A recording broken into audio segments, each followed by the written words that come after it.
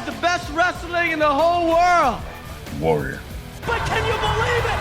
Kurt Angle's in the Impact Zone! Warrior. Think this is funny? No. Why would you do this? Told to. Get a life! Get a life! Warrior. We haven't always been America's favorites, but we will always be America's most wanted. Warrior. Death to ECW. Long live TNA. Warrior. This is BS! This sucks! I've lost my objectivity, and I don't give a damn! Welcome, everybody, to You've Got to Be Kidding Me, episode number 55. We are a TNA history podcast that covers TNA 1 month at a time. On this episode, we are talking about the month that is December 2006, leading up to Turning Point 2006. I am Garrett Kidney, and I'm joined by Liam Jones. What a December to remember. That was this month. That was in this month. I knew that, and that's why that was a good reference. There is a couple of notes that will mention December to Dismember on this episode of the podcast. I'd rather forget it. I don't think I've ever watched that show in full. I know that Sylvester Turkey is on it. Yeah. As I clarify that. I know there's a really good Hardy's M&M match. I remember Yeah. that. That's the one good thing on the show. I mean, they had to give it a go, you know? Well, the whole thing is like, we'll talk about it because it's relevant somewhat, but Heyman got dumped after the show. They changed the entire show. They got rid of Heyman's show. They changed the Elimination Chamber, so all his fucking hardcore boys like Rob Van Dam and CM Punk got eliminated and were a bunch of nerds. And then they fired Paul Heyman or sent him home, and he was gone for a few years. The whole deal. Yeah, it's a real big deal. It's not a changing it, because Heyman was only, like, around on the periphery post-Brock anyway. Like, it's not like Heyman was this big force in WWE post-Lesnar. But, yeah, it is an interesting thing. And, like, it is, again, we'll raise the question, because the relevance here is, should he go to TNA? And will people want him to go to TNA? Yeah, they will say that for the next 10 years. Yes, we will get closest in 2010. But, yes, it begins now. The show having such... highlights as Balls Mahoney versus Matt Striker, Oh, dream match. Elijah Burke, the Pope, and Sylvester Turkey versus the FBI, Davari versus Tommy Dreamer, Yep. Kevin Thorne and Ariel versus Mike Knox and Kelly Kelly. Yep. Yep. Do you think if the brand immediately found the identity it did like a year or two later, people would have been super into it? A pseudo NXT. Yeah, the like weird landing ground for kind of like guys who don't fit elsewhere but are good. Yeah, probably, but I mean, like, they never cared, so that was really the only thing that was stopping it, you know? And that is the only thing that made it good in the end, because like this is the version that they quote unquote cared about, you know? It's so funny that the 3 people they eliminated, like, they got rid of Punk immediately, and then, like, Van Dam doesn't even make it to the end. Nope. So it's like your final 3 of Test, Big Show, and Bobby Lashley. Big Show, who we'll also talk about because he's also on the way out the door. Coming to TNA soon. Yeah, maybe he'll get rid of that slave name, as he said. Did he say that? Yeah, he's like, someone called him Big Show in that hiatus after he left before he returned for the Mayweather match. And he's like, don't call me by my slave name. That's crazy. Take me back to any internet forum in like the early 2010s when everyone would say the same shit about the WWE names. Yeah. But before we get too much into wrestling, how are you doing? Okay, just chilling, surviving, moving forward. That's all we can do. Yeah. I've completed Naruto. Well, kinda. Yeah. A version of. We have watched the manga adaptation of the anime, I guess is how you would put it. We've watched the manga canon version of the anime. So I know everything that happens in Naruto up until the end of Shippuden. There's this thing called Boruto I keep hearing about, but you know what? It's fake. I've never heard of it. It's you've convinced me it's fan fiction, so I will believe it is. Which, you know, probably gives the impression that I dislike it when I enjoyed it, but yeah. Yes, it is a 6-year journey. I was looking back to see when I first tweeted about Naruto. It was July 2019. Pre-COVID. Pre-COVID. That's wild. That's really crazy. It took us fucking 6 years to get through about 500 episodes, but we didn't probably watch 500 episodes. We watched 479. Is that the number? Yeah. All right. That's not bad. Yeah, and not including... Like, we watched other stuff as well. So, you know, bounced around. Yeah, my hot take is it's a good show. Wow. Yeah. That's crazy. I'm the guy who comes in and says Naruto is good. Yeah. What about One Piece? It's fucking ugly as shit. Whoa. I'm sorry if you're like a super One Piece lover and a defender and diehard, but I think those are some of the ugliest character designs I've ever seen in my life. I'm sorry. I hate how it looks. I detest how it looks. I can't get past how it looks. Anime Twitter coming for Garrett. Come for me. I will defend them with my Kiba's my favorite Naruto character take. That's how I'll deflect them. I'm sure that'll go over well. They'll be like, you know what? We thought he was crazy about this One Piece take, but we heard that Kiba's his favorite Naruto character. So you know what? He's sane. He's logical. He's reasonable. He's dead right. Yeah, I think that'll be the thing that placates them. Famously reasonable, understandable people, Joshi fans. I will never say a bad word.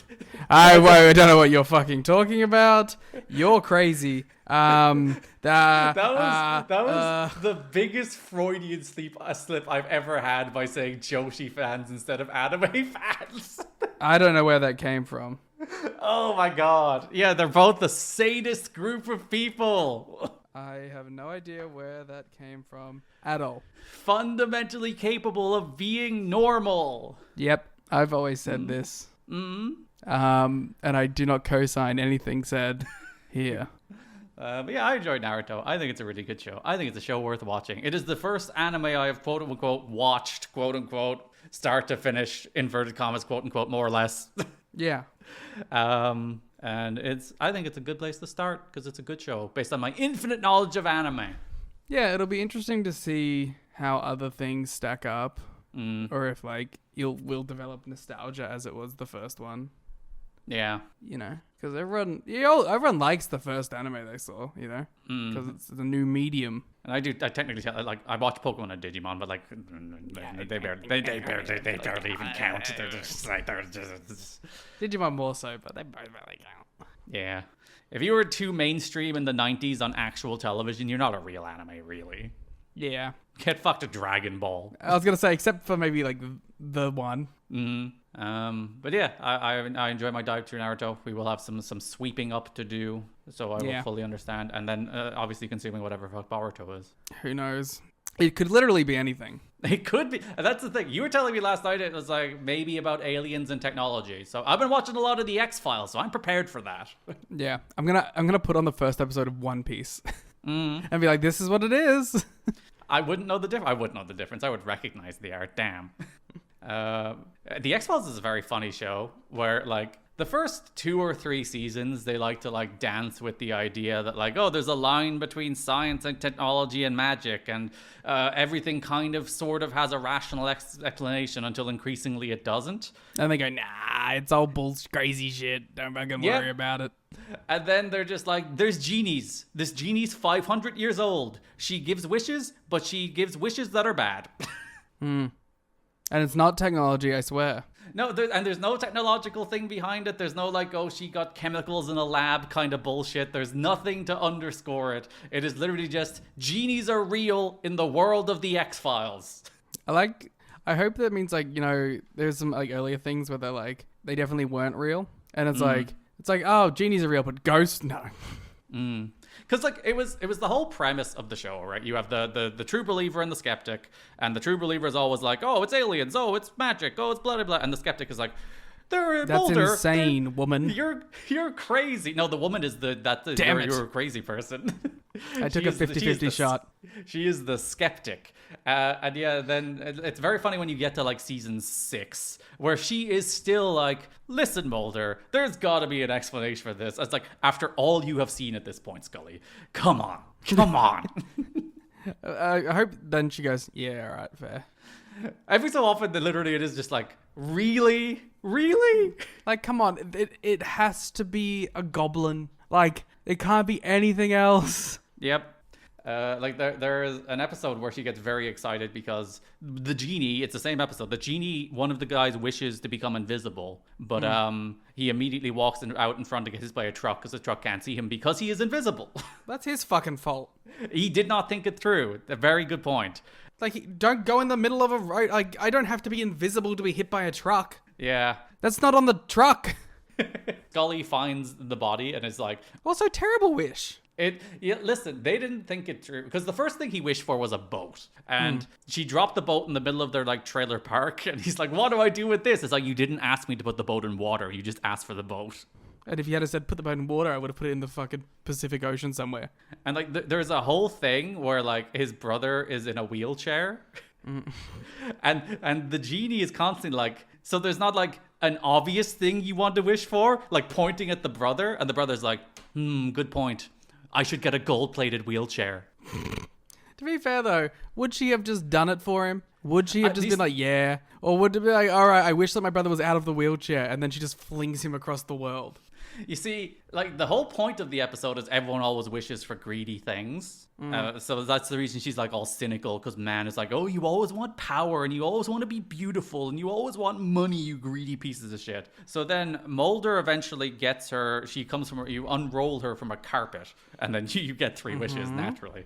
And Mulder's like, classically, I will be the man who is fair and decent. I will ask you for peace on Earth. So then she removes everybody on Earth other than Mulder. She's like, yawn, heard that one before too. Yeah, it's like, you got it. Peace on Earth. No war anymore. It's just you. Yeah. And then classically, he did eventually wish for her freedom. What a coward.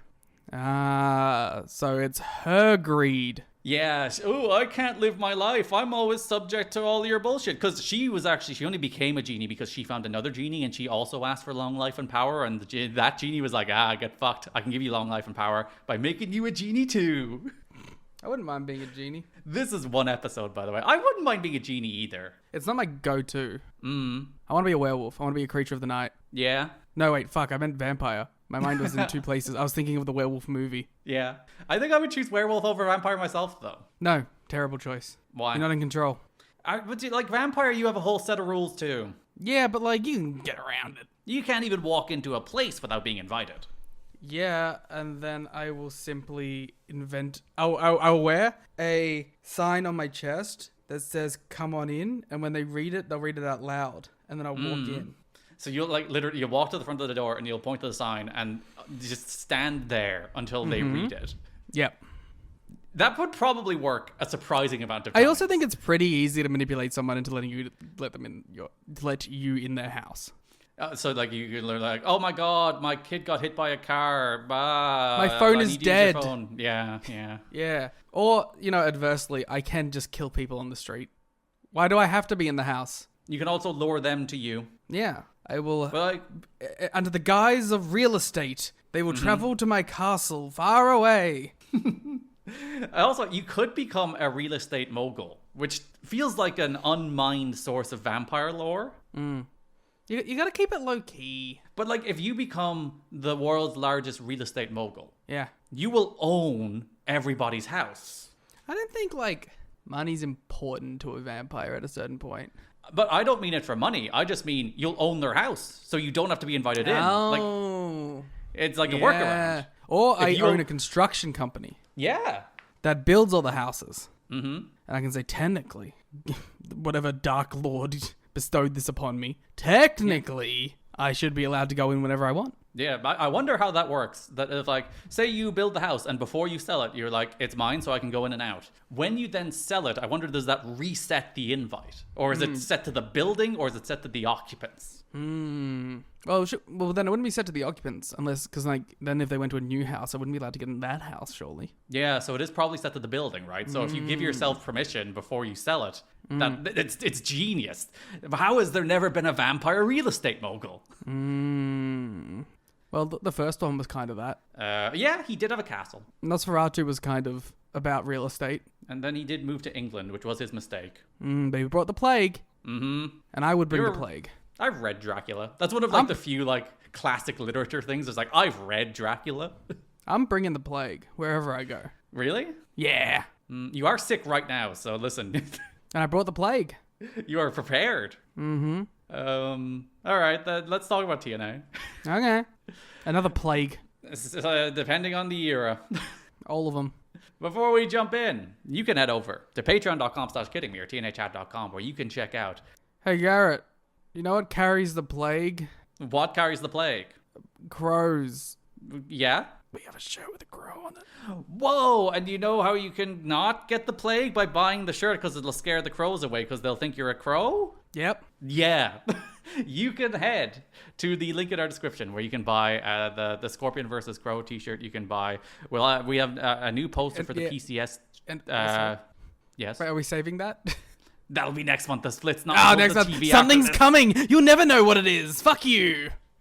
But because the PCS has started this month, we'll have a PCS poster, and I think we'll probably do a PCS t-shirt as well with the same design. It's a really cool design, so I think it's worth... We'll probably do like the PCS t-shirt in like the PCS orange as best that we can. And the PCS could mean anything. The Paparazzi Championship Series. What else could it mean? Yeah, but for legal purposes, it could mean anything. That's true. Yes, so you can go check out that in the link in our description. If you are a patron at patreon.com/kiddingme or tnachat.com, you can save 10% with the code that's in our pinned post as well. So go check that out there. You can save 10% on the shirts or posters. We have a bunch of the posters. Our posters are really cool. I think you should go buy them. It's approaching Christmas. If you want like a last minute Christmas present for the You've Got to Be Kidding Me fan in your life, that's the perfect place to go. You can go to patreon.com/kiddingme, save 10% as well. And while you're there, you can listen to Gift of the Pods. Whereas we're really coming up toward the end of... Wow, we're so woke. We're coming up toward the end of Lucha Underground Season 1. We'll be talking about Ultima Lucha soon enough. And buy the shit we make. Yes, that's the most important part of Christmas. Please go purchase our stuff so I can afford clothes.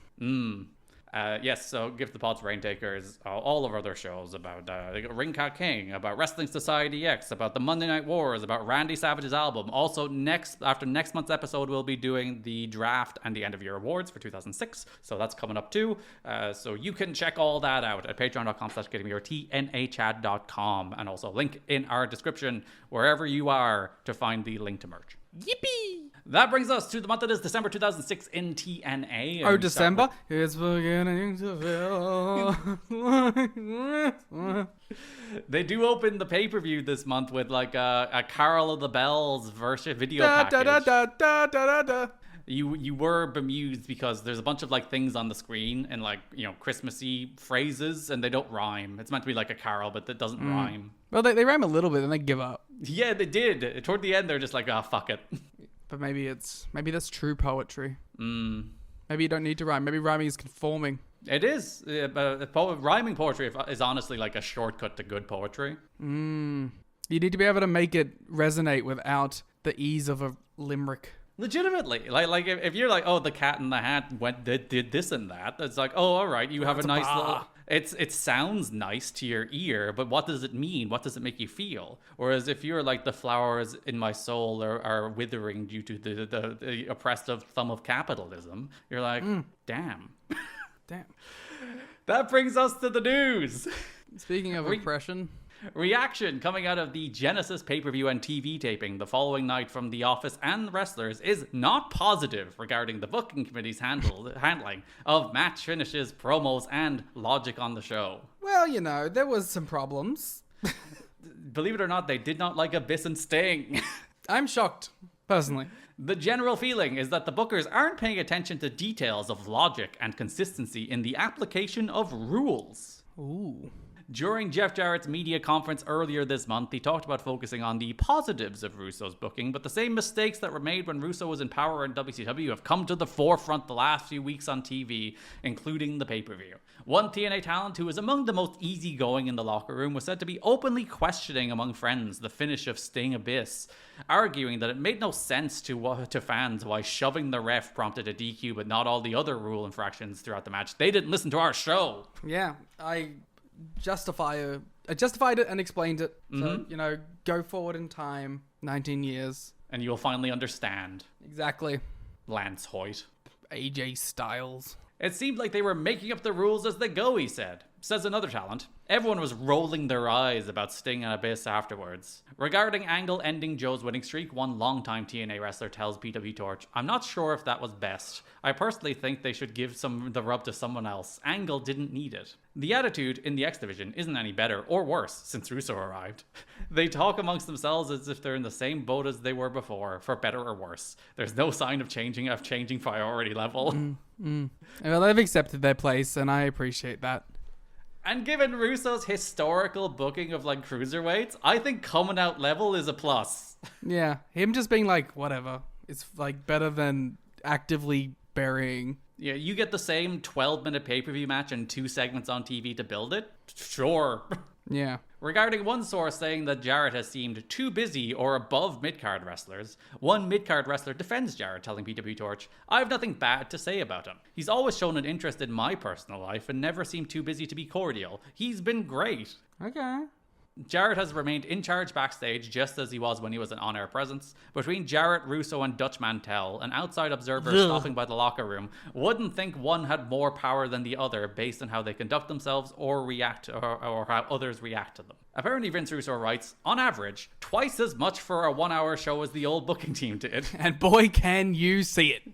And keep in mind, they were cramming too much in. I think the first show of the month, there's a Naturals against AJ Styles and Christopher Daniels match. So there's like the perfect encapsulation of what this show is now. Yeah. Where it's like, the Naturals don't get an entrance. They're already in the ring. Styles and Daniels make their entrance. I think they go to break. Between the break and the start of the match, they show Kurt Angle arriving to the building. They show a serotonin promo. Then they go to the match, which is 3 minutes long. Who gives a fuck? There's a bunch of extra people standing around for no reason. Rhino comes out to further that story, and the match is sponsored by Sonic 06. Like, all of that happens in like 4 minutes, real time. It's a regular modern day Raw. It's crazy. Actually, yeah, you were right that like the whole like show stuff before they come back from break thing that WWE did was like really infuriating and like really in bad between pacing. entrances. Yeah, where someone would come out and the match wouldn't start for like 12 minutes. Yeah, I mean that's exactly what this is. Yeah, it's just faster paced. So it's better even so. Probably is better. Well, because you get to it quicker at least. So because they tape so much, they have to edit a ton of original stuff out before filming. Then after filming, they wind up editing even more out because they still can't fit it in an hour. The latter has been happening for some time. That's why there's the feeling that basically everything is rushed and no angles have time to breathe, basically because that's how it is. Yeah. And you might think, next year, they get to 2 hours. They work all those pacing issues out. Yeah, of course, that's all the time now. They just simply add more content. Yeah. That's because Russo starts writing 4 hours. Yeah, and then he has to cram the 4 down to 2 and then the 2 down to 90. It is a little better in the 2 hour era. It's not quite as frantic as these shows are. Like, these shows are crazy. Yeah. Like, these shows have like 25, 30 segments crammed into a 1 hour television show. It's like, I don't even really mind it, to be honest. Listen, it is the hot controversial take. It is better. Yeah, I mean, like, we've had so much, like, slow plotting TV in this company's history that, like, something going a million miles an hour isn't a killer for me. Too much happening is better than too little, objectively. Yeah, especially when you, like, have to be entertained by it. Doesn't mean it's always going to be good. It just means it's better than the alternative. It at least keeps new things flashing in front of your eyes every 90 seconds. Yeah. The Wrestling Observer has a slightly different stance from the X Division guys. From multiple reports, the consensus, particularly among those in the X Division, is very negative regarding the current direction of Vince Russo. Well, I thought they didn't care one way or the other. Dave is still getting in mixed people who like him, and the people who have no confidence in them haven't changed their minds either. So really, like, everyone who hated him hates him, everyone who liked him likes him, and it's the same as it's always been. Yeah, he's got his boys, he's got his guys, and then there's, like, also a group of people that have never worked with him and who are like, okay.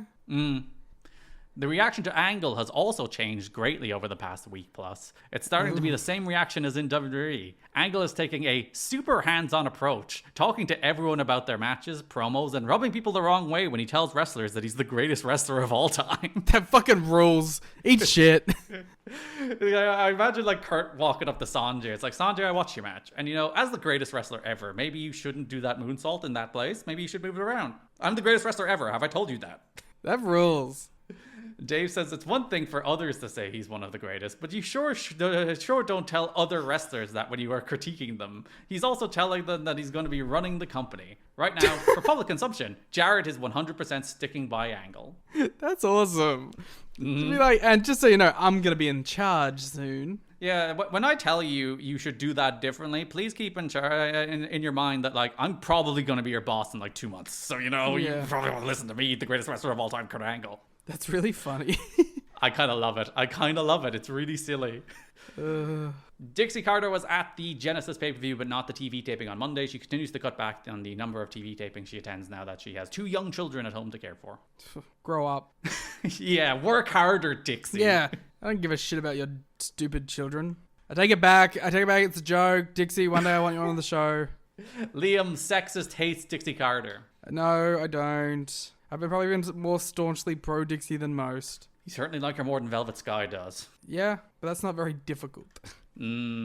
Several talents have been a little turned off by the increase in scripted lines they've been asked to read as part of Russo's attempt to guide their promos, but Russo has been flexible in allowing changes as long as the gist of his intended message gets across. Sounds like the correct way to do that. I don't know what you want from me. Pretty fair. One neutral observer says Angle's language often sounds mumbled because he almost always has a mouthful of chewing tobacco, a habit dating back throughout his WWE career, if not before. Why is that news? I don't know. But if you hear Kurt Angle not speak clearly, it's the chewing tobacco. Okay. What? What the fuck is the point of even saying such things? This is what I love. Like, there's a bunch of stuff that from this month that is just like, no one would report this anymore. It's just the kind of bullshit that no one says anymore. Dave doesn't critique anything anymore because he knows people will get mad at him on Twitter. So they made Alicia Klein look more attractive, so I liked her more. He says basically at one point this month. Yeah. Numerous TNA wrestlers say that there is an actual TNA talent drug policy. It is about 4 pages of small print that is part of the talent contracts they signed. It does explain what is not allowed, but to a person, not one has said they've ever been tested or heard of anyone tested other than Kurt Angle during recent interviews. They say that doesn't mean there haven't been tests, but they all believe that if they would have heard about them through the grapevine if they were. There doesn't seem to be any concern in the locker room about the policy or lack of obvious enforcement. It's seen as a situation where a wrestler who is showing signs of a problem will be dealt with, but no one is protesting in any way the lack of random tests. Yeah, I'm sure the wrestlers aren't exactly throwing arms over that. Wrestlers famously great at self-policing that stuff too. But it's like, yeah, if they're like, 60% of the people in this roster that doesn't even apply to, they're like, yeah, I don't have to go and piss into a cup randomly. Mm-hmm. I don't give a shit. I included this one just to make you mad. Oh, great. It's ratings. It's mostly, I don't care about the numbers, it is the phrasing of it. Yeah, okay, hit me.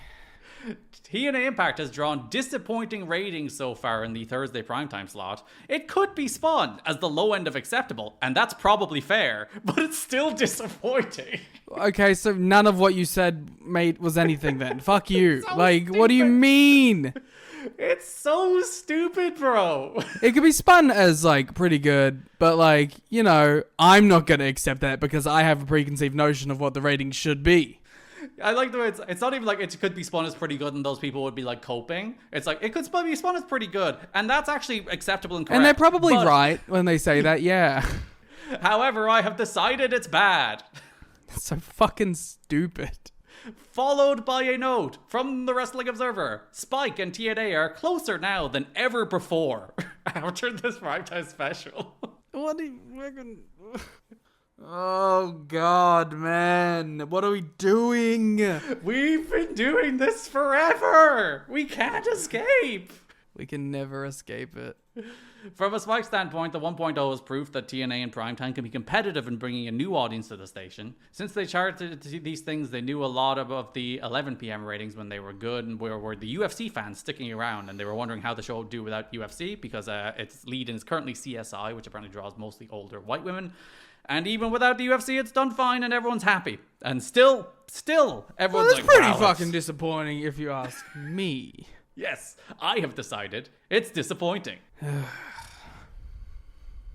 BG James was the December guest for TNA's monthly conference call with the media on Tuesday afternoon. We'll have too much VKM this month.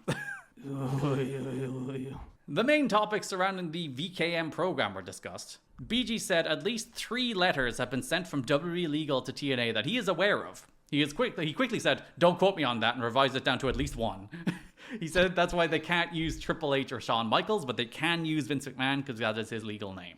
Okay. So that's why we say Hickenbottom and Levesque. Hickenbottom. BG suggested that a dream match of DX versus VKM would probably never happen, but he would love to show up on Raw with Kip and have the match. Why wouldn't you want to have it happen on TNA Impact? It's a fair question. We might do a 1.2 rating and PW Torch might finally be fucking happy. But it just also, it's like, okay, so you're really spelling it out what you actually want from all this. You know? He just wants to be back on Raw. Yeah. BG said that he doesn't have the WWE schedule and he's good friends with Jeff Jarrett, so there are 2 reasons why he would turn down a deal if offered one. Sure. BG also joked that he's completely out of shape, which is why he wanted to do the angle with Kip so they could stay far away from the ring as possible and have fun doing a wrestling angle, which is a great thing to say when you're on a media conference call promoting TNA wrestling. I'm dog shit and I shouldn't be in a ring. We are politicking to avoid wrestling for the betterment of us and everybody else. Thank you for our contracts. Oh, God. He's the worst of all time. He said their invasion of WWE could be viewed as a rehash, and it's not as good as the original invasion, DX invasion at the CNN Center at WCW's Ready for Nitro. Yeah, but and also, like, I'm shit, and I'm, like, fat as fuck, and, like, I shouldn't be in a ring because it's, like, gonna be terrible for everyone involved, and the angle I'm doing isn't as good as the one that I did before, and also it's not even that good. So, all in all, yeah, I think I'm doing really well and worth my money so far. If nothing else, it has people talking, which he said is great for the company, apparently. TNA's Voodoo-Kin Mafia, Vince Russo, and Jeremy Borash showed up at a WWE house show in Knoxville and interviewed fans on camera for Impact, which I don't think they used. They did use on-camera interviews, but I thought they were backstage at the Impact Zone. Maybe they were, like, retapes of the same thing. Or WWE was like, please do not air that. It is filmed at our event. And we can get you for that one. TNA's website has a story that BG and Kip purchased tickets to the show and brought their cease and desist papers into the arena for Triple H to sign on behalf of DX. See, that's a good bit. Film that bit. Yeah, there's like a tinge of like 2 good ideas inside the sea of utter unbearable slop, and they never rise to the surface because it's utter unbearable slop. During the main event, Triple H waved at BG and Kip, but didn't sign the papers. BG encouraged DX to come to Orlando, Florida for a live event where Triple H could sign the papers. BG said on TNA's website, how do you feel about doing a BG? I'm BG James and I'm a stupid fucking idiot. Unfortunately, our attempts to serve Levesque were unsuccessful. We also noticed many of our fans' attempts to stay awake during the main event were also unsuccessful. The good news is that the fat... The good news is that the fat, oily guy was nowhere to be seen. At least the great fans in the city of Knoxville, Tennessee were spared that suffering tonight. Damn, he sounds so eloquent. It's pretty good, right? It's a good BG. I particularly like the start of it. Yeah. That's the thing that, like, you know how you gotta have a phrase to get into an accent? Yeah, of course. Yeah, that's the one I use for BG. It gets you right in his mindset. The Kurt Angle versus Samoa Joe match at Genesis was booked to go 25 minutes, and Kurt had dispensation to go 30 if he thought it would make it better. A lot of people who were aware of this were shocked when he went home early, and to the best of the knowledge of the Wrestling Observer, nobody had an explanation for it other than it was Angle's call, and that's when he called for the finish. I mean, okay. Again, not a big deal. Guy was like, yeah, we can go 30. Fuck it. No, we can't. Yeah, he's like, wait a minute, let's go 12. And the match was still awesome. Yeah. Believe it or not, going longer does not necessarily make a match better. Tell that to every wrestling company of all time. I know. Literally, chop 10 minutes off every match you ever do, you fucking fools. Angle wanted to do 10 straight Germans, and then like the whole thing is like, Joe is big, that'll be impressive. But then he did 3, and he was like, he's like, oh, Joe's big. Everyone on the show was told to stay within parameters and not go over because they wanted 30 minutes left for Angle Joe because they were well aware everyone was buying for that match, and the idea was to produce match of the year. Which is, if you think back to that show, there is that really weird stretch toward the end of the show where they are very clearly stalling for time. Yeah. Because they went short. Yeah, I don't think it mattered. No, I don't think it made the match worse, and I don't think going longer would have made the match necessarily better. Yeah, I don't think you couldn't really tell from the match either that like stuff was cut. Yeah, like it didn't feel like they worked like the start of a match and went to a finish.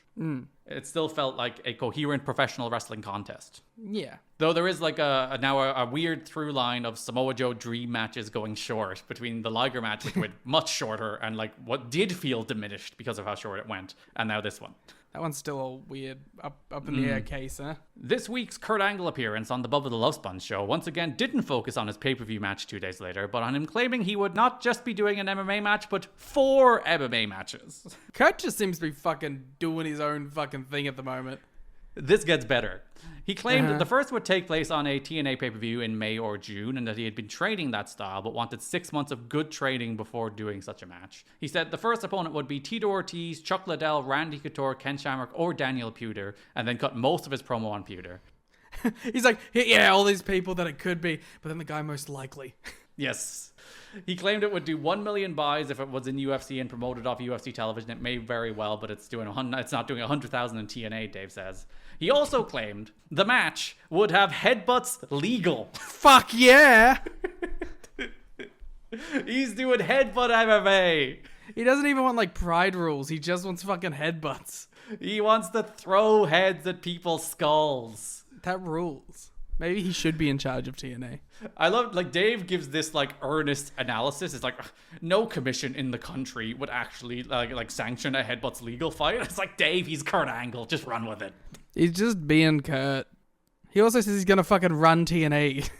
He's gonna be throwing headbutts while running TNA and fighting in the UFC. Sounds fucking awesome, to be honest. We should live in that reality. Bless Kurt. I love these interviews every month because he just says shit and it's great. Paul Heyman left WWE this month, while Big Show made it clear he has no intention to re-sign. Big Show and Kurt Angle are friends, and Show lives in Tampa, so there's speculation already begun within TNA that Show might be open to signing. He's friends with Kurt, and he's lazy, so TNA could be a great fit, said one wrestler, noting that he can work 3 times a month, still be around wrestling, be close to home, and not have to travel. That's fucking awesome. I mean, yeah, like, there's parts of, like, you know, we saw it with AEW at the start, too, where it's like, you know, part of the appeal was you don't have to go on the fucking road all the time and fucking break your body and travel and, like, whatever. You know? Like, that was a big plus. So you would see it, especially if you live in that area, like, how it could be, you know, something to consider at least. That was, like, the big thing with Nash in TNA, where he's like, I live 20 minutes from Universal Studios. I drive there. I do some bullshit. I go home. I get paid. Yeah. Sounds like a good fucking job. You take it if you can get it. I'm surprised Big Show never did TNA. I'm sure there was discussions, and maybe they were like, is he worth it after we've already signed Kurt and we've already signed Sting, and our roster pay bill is suddenly getting a little bit top heavy? Because Big Show would no doubt be, at the very least, a mid to high 6-figure contract, which maybe they were like, maybe not right now. But yeah, it's an interesting one. I don't know how it would have gone, but, you know, could have been something. Yeah, could have got, like, who Big Show who can move versus Prime Joe. Yeah, I was about to say who would he work, but then like him against Joe was like a one-off. Build it up like he built the Steiner match would rule. Yeah, him versus Abyss. There could have been some fun there. Yeah. Paul White. Yes. No more BS. The large event, or whatever he would have been called in TNA. Yeah. Probably, like, you probably couldn't trademark the Giant, right? I'm not sure. You could probably, I would imagine it would be pretty hard to get a trademark on something as, like, obscure as the Giant. So maybe you could go back to his WCW name. Yeah, I'm not sure. Regarding December to Dismember, Test used a chair shot on Rob Van Dam and then climbed on top of the chamber with Show and jumped off with an elbow drop onto a chair, covering Rob Van Dam. Test got the pin in 14 minutes, to which fans responded by chanting TNA. They're like, we're really waiting for 2009. It's really funny that, like, this is the moment where fans are like, TNA is big enough and, like, fans are aware enough that if something bad happens on WWE TV, then they chant TNA. We can show our displeasure by saying the name of another pro wrestling company. But then also now TNA is like the exact same style of product. Yeah. Even then. Yeah. It's like, it's not like it's fucking ROH, you know? So it's not like TNA can, like, pat themselves on the back where, like, there was a fucking We Want Wrestling chant on their own pay-per-view this month. Yeah. It's like, you're in the same fucking set, you know? They can't even be like, hell yeah, fuck you, WWE, go fuck yourself. Look, they're chanting, oh, wait, our show's the same as yours. Yeah, exactly. It's like, you don't really have much of a high ground to stand on, but, you know, it's more the fact that you have become counterculture enough to be the chant used when we want to show our displeasure for something on the show. It's like, when they chant CM Punk, they weren't just going, we love CM Punk. It was, hey, we're saying something that you won't like because we're pissed at you. Because this thing sucks. Yeah. Has there ever been an AEW chance on a WWE show? Yeah. Oh, like during the Fiend match there was, wasn't there? The Fiend Rollins match? Yeah. I mean, there's been AEW chants before. There was an AEW chants when Billy Gunn was at the Hall of Fame. Yeah. When they had the classic, we'll buy your piss ant company line. Good luck. Yeah, it's going well. They really got rid of it. Mm-hmm. And good luck being like, hey, billionaire who has more money than us, we'll buy it out from under him. Yeah. He will just fund it if he wants to. You can literally fuck him over in every facet, and if he wants to, he can just keep doing it. Yes, that company could lose $200 million a year, and it could still exist if they want to, because they're fucking billionaires, bro. Yeah. TNA ended up being fined $225. Oh, shit. That's straight out of the Big Show budget. Yeah, that's why they couldn't sign him. They were actually $225 short.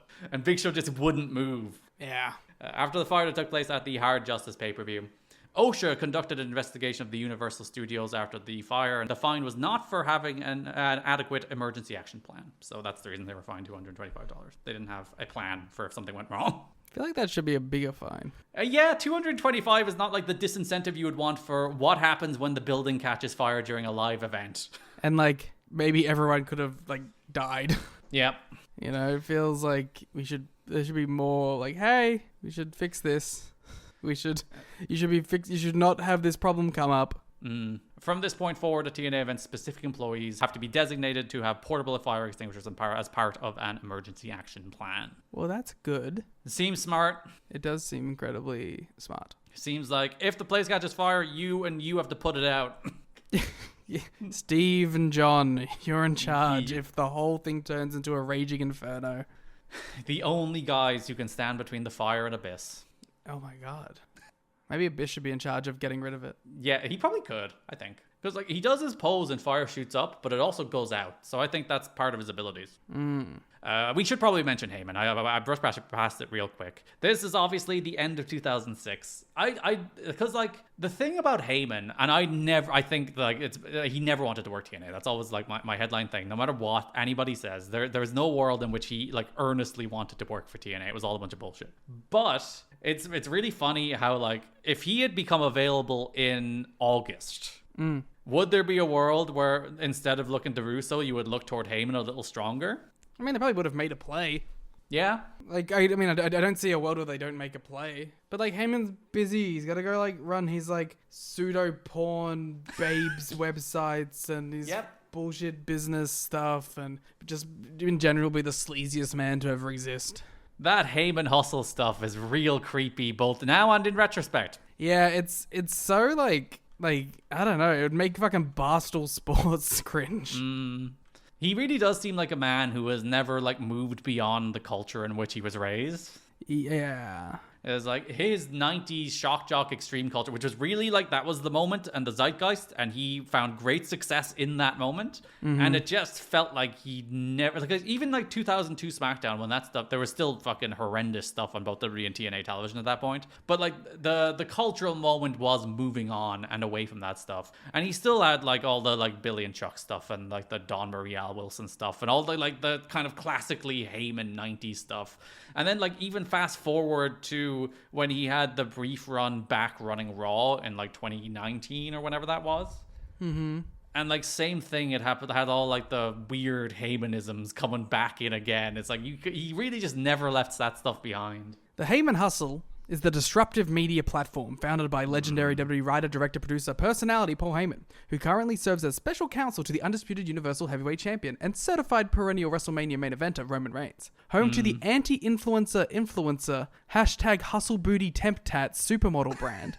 The Hustle provides exclusive content and covers the latest news, viral videos, and trends in all things sports entertainment, metaverse, and gaming. Paul Heyman has been hustling since he was only 13 years old when he sold his startup movie memorabilia mail order business to purchase a camera and photo lab that he set up in his parents' basement, leading to him becoming a photographer for several New York City-based entities. In 1993, he took on two multi-billion-dollar entities in the pro wrestling industry, Vince McMahon's WWE and Ted Turner's WCW, by launching Extreme Championship Wrestling, making history and ushering in what would be known as the Attitude Era. In his spare time, he co-founded the Park Avenue-based Looking for Larry agency, which is known for its wildly imaginative campaigns for 2K Sports, NASCAR, Smart Cups, Monster Trucks, EA Sports, and the Hard Rock Hotel and Casino Las Vegas, newly rechristened the Virgin Las Vegas, where Heyman's agency established the hashtag Hustle Booty Temp Tat Supermodel brand as a legit competitor to Sports Illustrated swimsuit models and Victoria's Secret angels. The hustle, as one can see, is real. Sure. What a deeply unpleasant vibe. Hashtag HBTT. Yeah. Yeah, it's fucking GoDaddy.com, it's fucking Barstool, it's just, you know, it's Stern, it's fucking all this bullshit. It's not even original. It's just the same old bullshit rehashed and being called disruptive. Anything that calls itself disruptive isn't disruptive. It's one of my least favorite words because it's like it's the kind of word that you say when you're not doing anything. Mm-hmm. It's like we're disrupting the market. It's like you're just being like So you're being annoying. Yeah. And like you can be like Uber is disrupting the market. You're just a different form of taxi. Like that's all you're doing. We've had taxis for as long as we've had cars. Like, you're not doing anything. Like, the delivery method is different, but it's the same product. It's like, and there was a quote this week about how, like, HBO Max were like, after the success of The Pit, we're going to try this whole produce lower budget but higher quality stuff more often approach. You know, the way, like, television fucking used to be before you, quote-unquote, disrupted it with your bullshit. Yeah. Ugh. I hate tech bros. I hate technology. The technology has not built anything good in like 15 years. Yeah, it makes sense why he's like an AI guy. That is the news. That brings us to broad topic, starting with the dream match of the decade to the rematch. Kurt Angle versus Samoa Joe. Which is worse, once in a lifetime or dream match of the decade done immediately again? Dream match of the decade. Do you think so? No, I mean, like, dream match of the decade is way better. Oh, okay, yeah. Which was better earned? All right, we go back to the original match. Dream match of the decade or once in a lifetime? Once in a lifetime. Because, like, yeah, that is. Is there, like, would you have, like, a once in a lifetime match now? Austin Punk. Yeah, that probably is, like, the last one left, isn't it? Punk Omega. Yeah. Damn, CM Punk, the only star left in wrestling, I'm hearing. I guess you just have to think of like top guys from AEW and WWE that have just never crossed paths. Like, would you consider Roman Kenny that kind of match? Yeah. Okay. I mean, just based on like the two biggest guys of the company. There's not a lot of those kind of real top level guys anymore that haven't wrestled already. Because I seem like AJ and Kenny have probably wrestled at some point, right? I mean, yeah, if you're playing it like by the lore of the like letter, you know. They have had matches, I think, when like very early. But yeah, it would feel more special now. No, 100%. That would be a dream match of the decade contender. Is Devitt too far gone to have like a Kenny match feel special? I mean, it'll feel big, but it wouldn't feel like that. As like the kind of two Bullet Club leaders, AJ too, but that's already happened. That had like mean something. Again, well, they've also wrestled before. Yeah, extensively as well, Multiple but times. especially in tag teams. And in singles. But like most notably in tag teams. They had like 3 Best of the Super Junior matches against each other.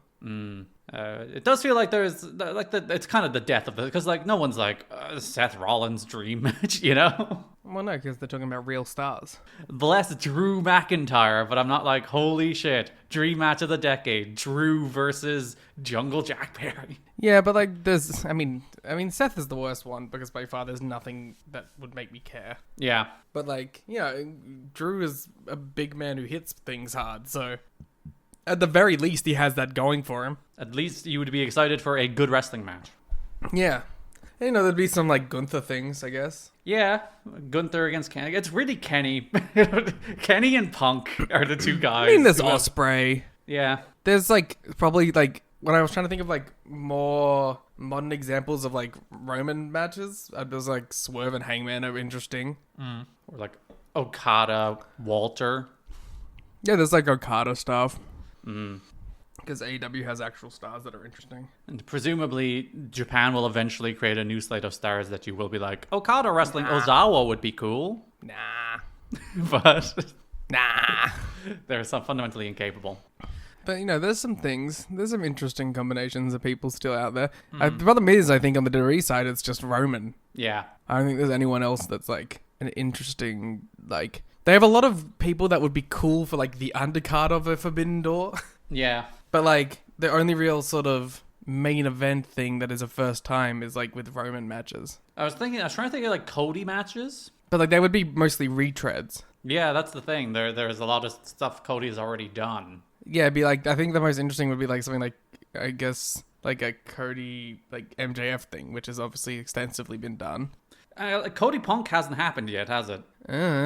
Which would have been a match that would be infinitely more interesting in AEW than will ultimately end up being in WWE. It truly could have happened 3 times and I wouldn't know about it. I feel like that match, if that did happen in AEW, it would have felt big. And it'll happen in WWE and I won't care. I mean,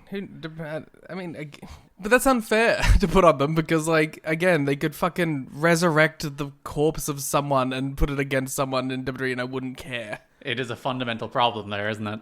Like, it's not even on the talent. It's just, I'm never gonna care. Like, there's nothing that can be done about it. Like, I just will never care about anything they do. So, if you remember, at Genesis, Kurt Angle beat Samoa Joe, tapped him out. Joe's like, hey, I want a rematch. Kurt Angle, no. A little bit of a bitch about it. He's like, I have wrestled you. I'm done. I have to wrestle other people. Moving on. So we go to the November 23rd Impact. This is only a 3 Impact month, so you would think, oh, this will be light and breezy, except there's still 100 segments per show. It is becoming more. Like honestly, if you were to go, like the most dense months we've done are the months that had weekly Asylum pay-per-views and weekly Impacts, where they're like 8 shows a month. And honestly, there's this 3-show month probably beats some of those 8-show months. Yeah, because there's just like there's so much like intertwining as well. Yeah, there's a lot of crossover. Even angles. with like especially Kurt. Yep, because he crosses into 3 programs, I guess, in one way or another. I mean, like, if you were to watch just this first episode of TV, you would have thought it was going to be, like, Kurt and AMW versus LAX. He is the true American hero. Get fucked. Canadian American hero, Petey Williams. Petey and Kurt ever wrestle? One-on-one, I don't think so. I feel like they'd have good chemistry. Yeah, because Kurt didn't do a ton in the X Division, but every time he did, like every time he wrestled like Jay Lethal, or he'd have a random match against Amazing Red, or he'd wrestle Frankie, like he goes really well with the X Division guys, but he didn't do a ton of it. So November 23rd Impact, Kurt Angle arrives midway through the show. We'll talk more extensively about the AMW LAX angle when we get to it, because there's a bunch of stuff, but Kurt Angle involves himself in that as LAX are once again attempting to conquer America. Kurt Angle makes a save, runs wild on LAX. Angle stands tall. Joe's music plays. AMW Cornette PD, get out of here, because who gives a fuck? We're not important. And we're back from break. Joe and Angle are back in the ring together. Joe talks about how he was undefeated for 18 months, admits Angle was the better man at Genesis. He lost to an Olympic gold medalist, but that was one night. And he admits, while he lost on one night, he wants to see what happens every other night, wants a rematch. Angle says he'll give a rematch on one condition. They make sure nothing happens to each other before Turning Point. And the crowd is kind of like, oh. Thought it was going to be more like impactful than that. It's a weird one, because it's a thing that makes sense in hindsight, because Angle is involved in the LAX they stuff. retroactively like fix it. So like it's a thing that makes sense for the story next week, but doesn't really make sense for him to ask for now. I guess he did just run off LAX, so maybe he's immediately like, oh, they're gonna fuck me up. But yeah, it's one of those things. Like, I think they have a much better explanation for why he accepts the rematch in an upcoming episode. Yeah. But here it is like, okay. Joe agrees, and they'll make sure nothing happens to them. It's like, it's very strange. It didn't work. It didn't make much sense. The following week's Impact, we are going to have a main event. It's going to be Kurt Angle and Petey Williams facing LAX for the NWA World Tag Team titles. One problem, LAX start killing everybody tangentially related to that match other than Kurt Angle. Yeah, they really start going for it. It's just like, we can take out AMW, we can take out PD, we can take out everybody, so it's just us and Kurt, and then you might figure out what happens next. But opening of the November 30th Impact, Letitia Klein makes her TNA debut. She's with LAX. She's the new backstage interviewer. She'll be our backstage interviewer for the best part of the next year or so. She seems confused. She has an energy of like, how did I get here? She's very like WWE announcer coded, because when they first come in, that like, I don't really know what's happening or why I'm here, but I am, and I'm gonna try. Yeah, they don't even like introduce her. It's not even like Letitia Klein here, new TNA backstage correspondent. I don't think you get the name of her until the next week when somebody else says it in a promo. Yeah, someone else says that, I'm pretty sure. Yeah, someone else mentions, "Oh, hey, Letitia," and then you're like, "Oh, I guess her name's Letitia." So she just appears on the show with no context. But she's backstage. She's with LAX. Conan says Cornette is infringing on their First Amendment rights. Conan says Angle is aloof and overrated, and tonight they're going to find out what LAX is all about. Conan's like, I've had to talk to him backstage, and he's always fucking telling me about how he's the greatest of all time. He's insisting he's my boss. I don't think that's the case, but... And it feels racially motivated. A note from the Wrestling Observer. The new interviewer, Letitia, is not someone from Spike per se. Spike does want TNA to have more women on the broadcast, but she was a TNA acquisition. Jesse Ward, who works in production, and some may know from Tough Enough, found her somewhere. She was brought in several weeks earlier for an audition, which she was, according to Dave, absolutely horrible in, so of course she got the job. Jerry Borash is said to be unhappy over it, and there are people surprised that Jarrett didn't stand up for Borash on the move. Ooh, drama!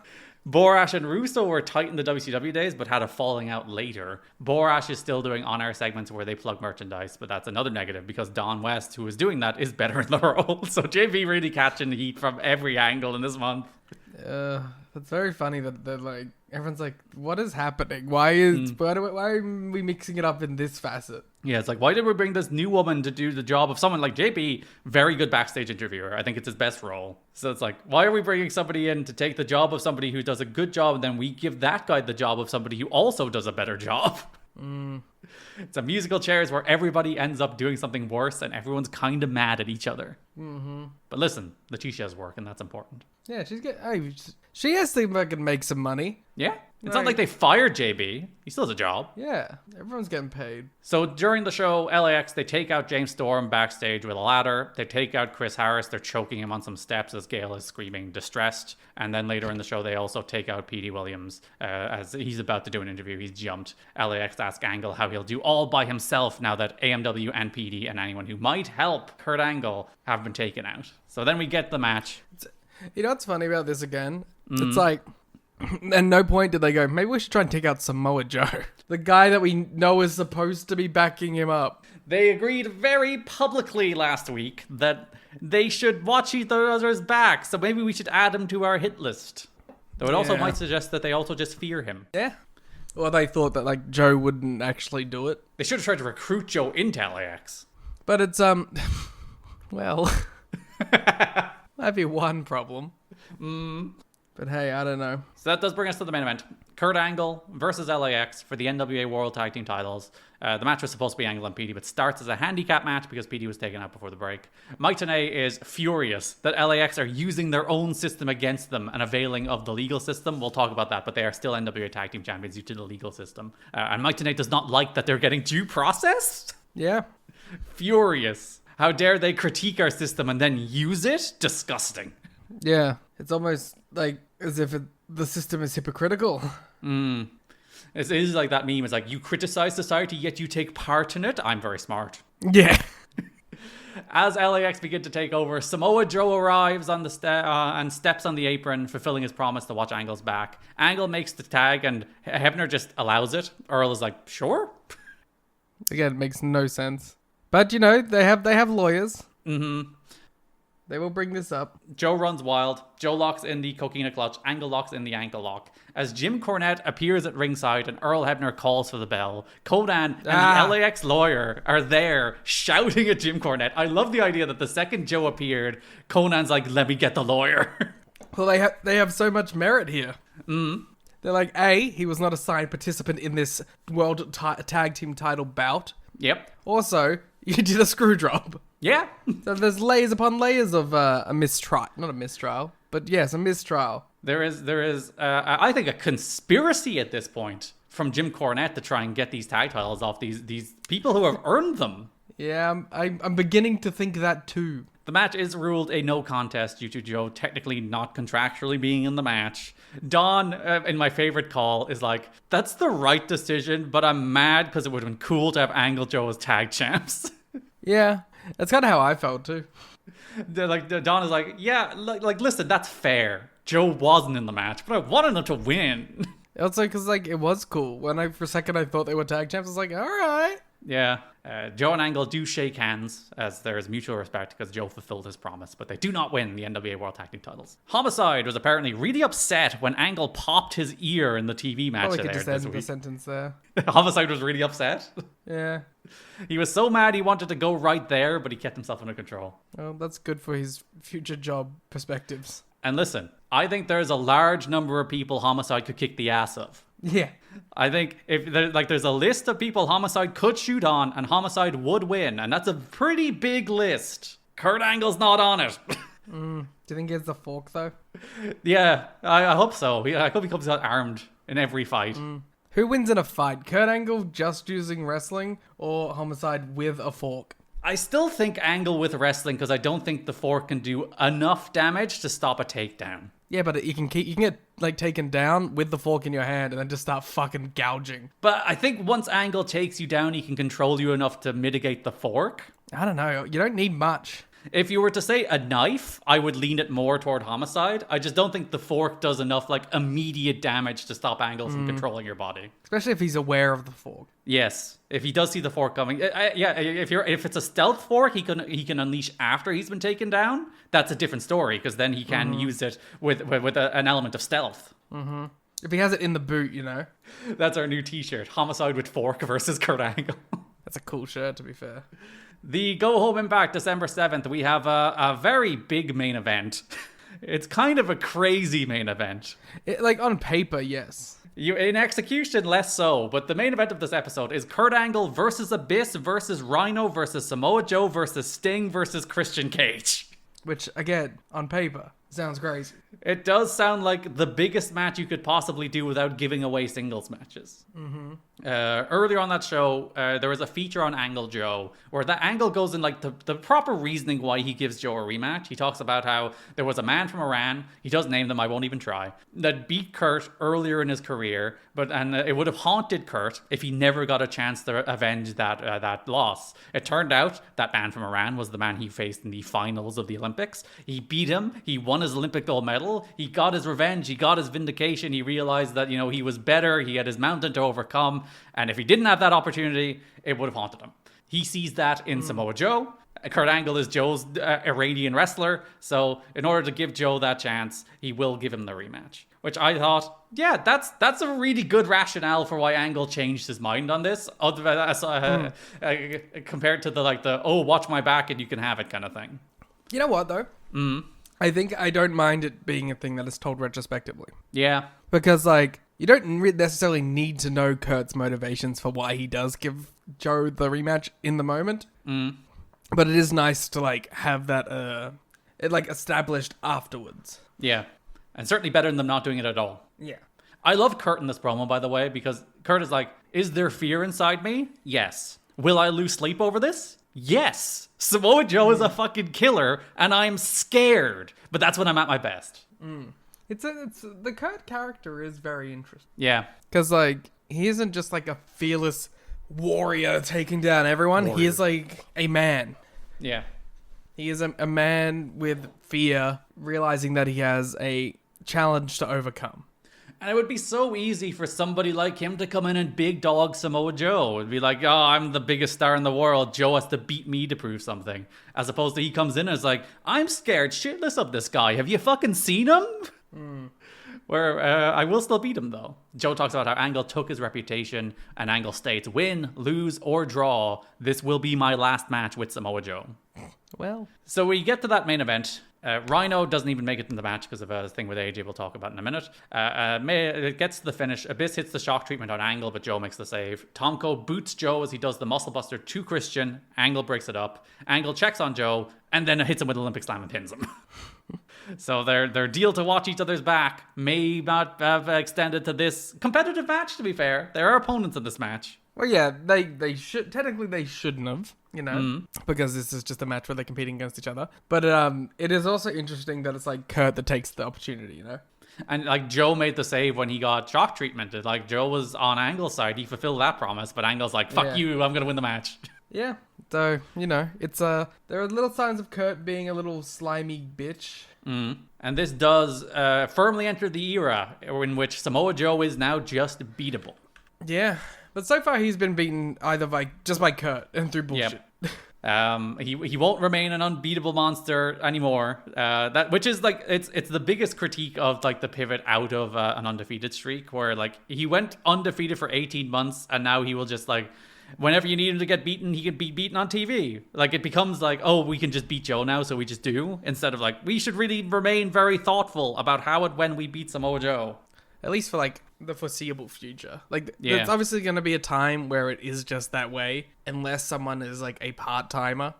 Because you simply cannot just have a guy who never gets beaten forever. It just doesn't work. If they're going to be on TV every week in some capacity, like, there is no story being told then. But, you can definitely like still sort of play that line a little bit longer.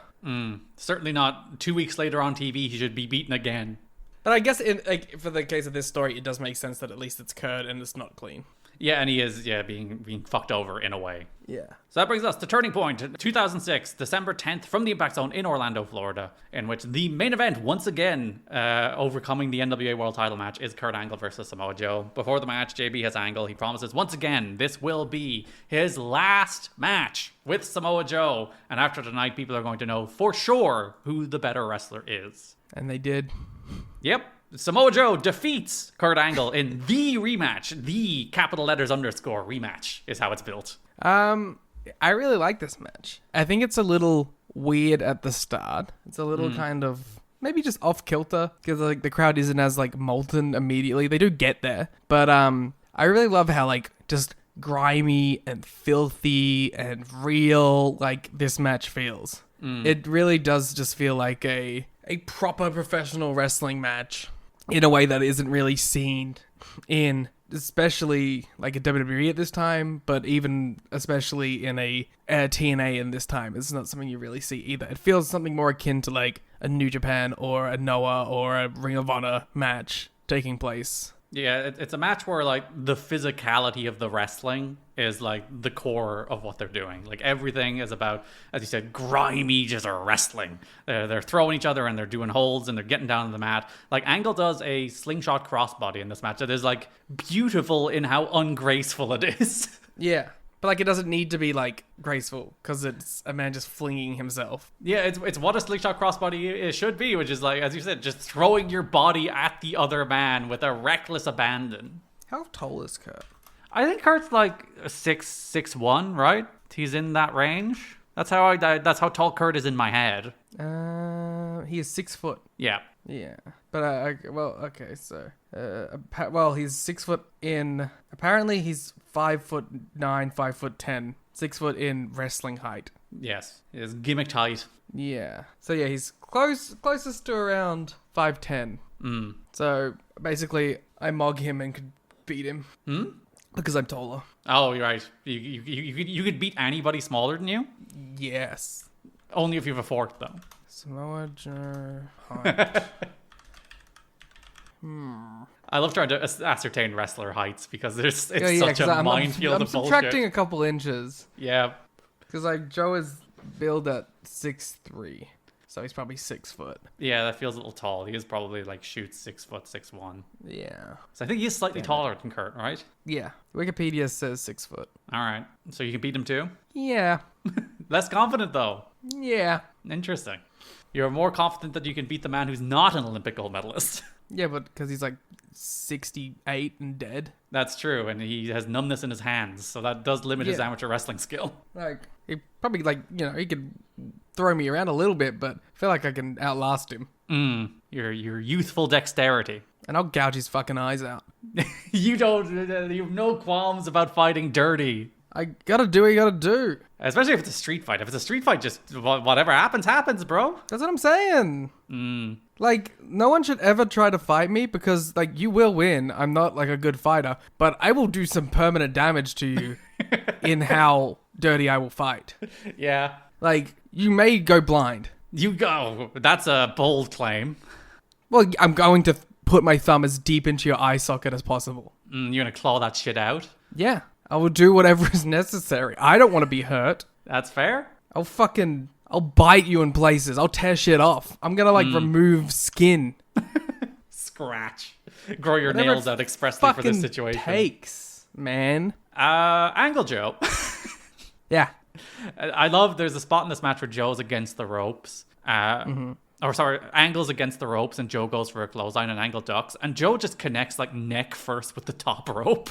Yeah, it's something you don't really see very often. It looks disgusting and great. Because he doesn't like bounce. He just like gets caught. He just hits it and it doesn't move. Yeah. It's where Excalibur would start talking about how they're high tension cables. It's true.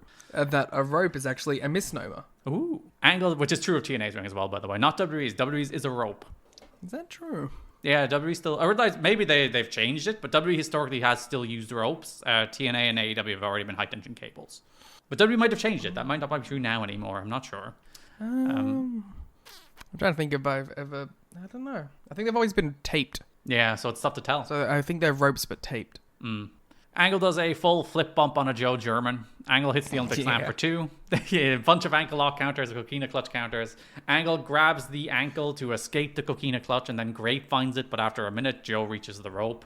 Angle drops Joe with the run up the ropes belly to belly. The ref is bumped. Joe gets a visual submission on Angle. Angle low blows Samoa Joe. Goes for a chair, swings, misses, chair rebounds off the ropes, hits Angle in the face. Joe gets Angle in the coquina clutch. Angle looks to go for the ankle again as his escape, but Joe crosses the legs, cuts that off. Angle taps out. Crowd go wild. Samoa Joe defeats I really Kurt like Angle. Joe not falling for the same escape twice. Yep. I think it's a really good finish. There's a bunch of little things in that I really like. That is the first one that Joe learned that Angle has an escape the coquina clutch through the ankle lock. So if you cut that off by crossing your legs, and they did a really good story.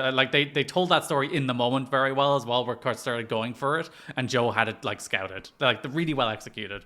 And the other is I really like that Angle only started cheating after Joe got to the ropes on the grapevine, because yeah, he's like, oh shit, I have nothing left. That's Angle's burning hammer. Grapevine means Angle wins 9 times out of 10. Yeah. So when he got the grapevine on the ankle and Joe got to the ropes, that's when Kurt starts to panic, because he's unleashed the Olympic Slam, he's unleashed the ankle lock, he's done his quote unquote death move, and Joe is still coming. So that's the point at which, low blow, steel chair, Angle, all bets are off. I'm going to do this by any means. Yeah. And I like the extra pressure, I guess, that is placed on this being the last match by your word. If he wins, he has no reason to pursue a rematch. He can smugly be like, I beat you twice, I'm out of here. Yeah. Whereas if you say this is the last time we're ever wrestling and then you lose, it's like, shit, maybe I have to go back on my word here, Yeah, so there's an extra pressure, an extra desperation. So I think all of that works really well for the finish of this match and the storytelling of this match. And as you said, the actual work of this match is just Joe and Angle getting down and dirty, grimy wrestling. And yeah, really, I think it's as good as the match before. They're good in different ways, which I think is fun. Yeah. The first one is your more standard, where Kurt Angle and Samoa Joe, and it's kind of the aura match, where it's just holy shit, this match is happening. And then this match is more your kind of grimy work ratey match with some more storytelling aspects filtered in. So 2 very good Kurt Angle Samoa Joe matches for 2 very good reasons so far. Both extremely worth watching. Kurt Angle's wife was at the pay-per-view, and she did nothing to offset her reputation for being, quote, one of the reasons Kurt Angle has gone crazy, quote, over the years.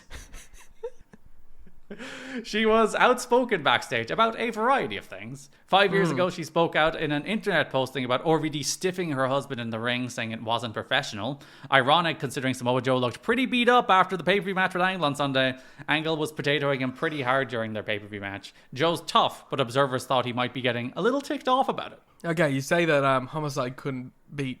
Could Samoa Joe? He's bigger, so Angle would have a harder time taking him down. Mm-hmm. I would still back Angle. He's a shoot Olympic gold medalist. Yeah.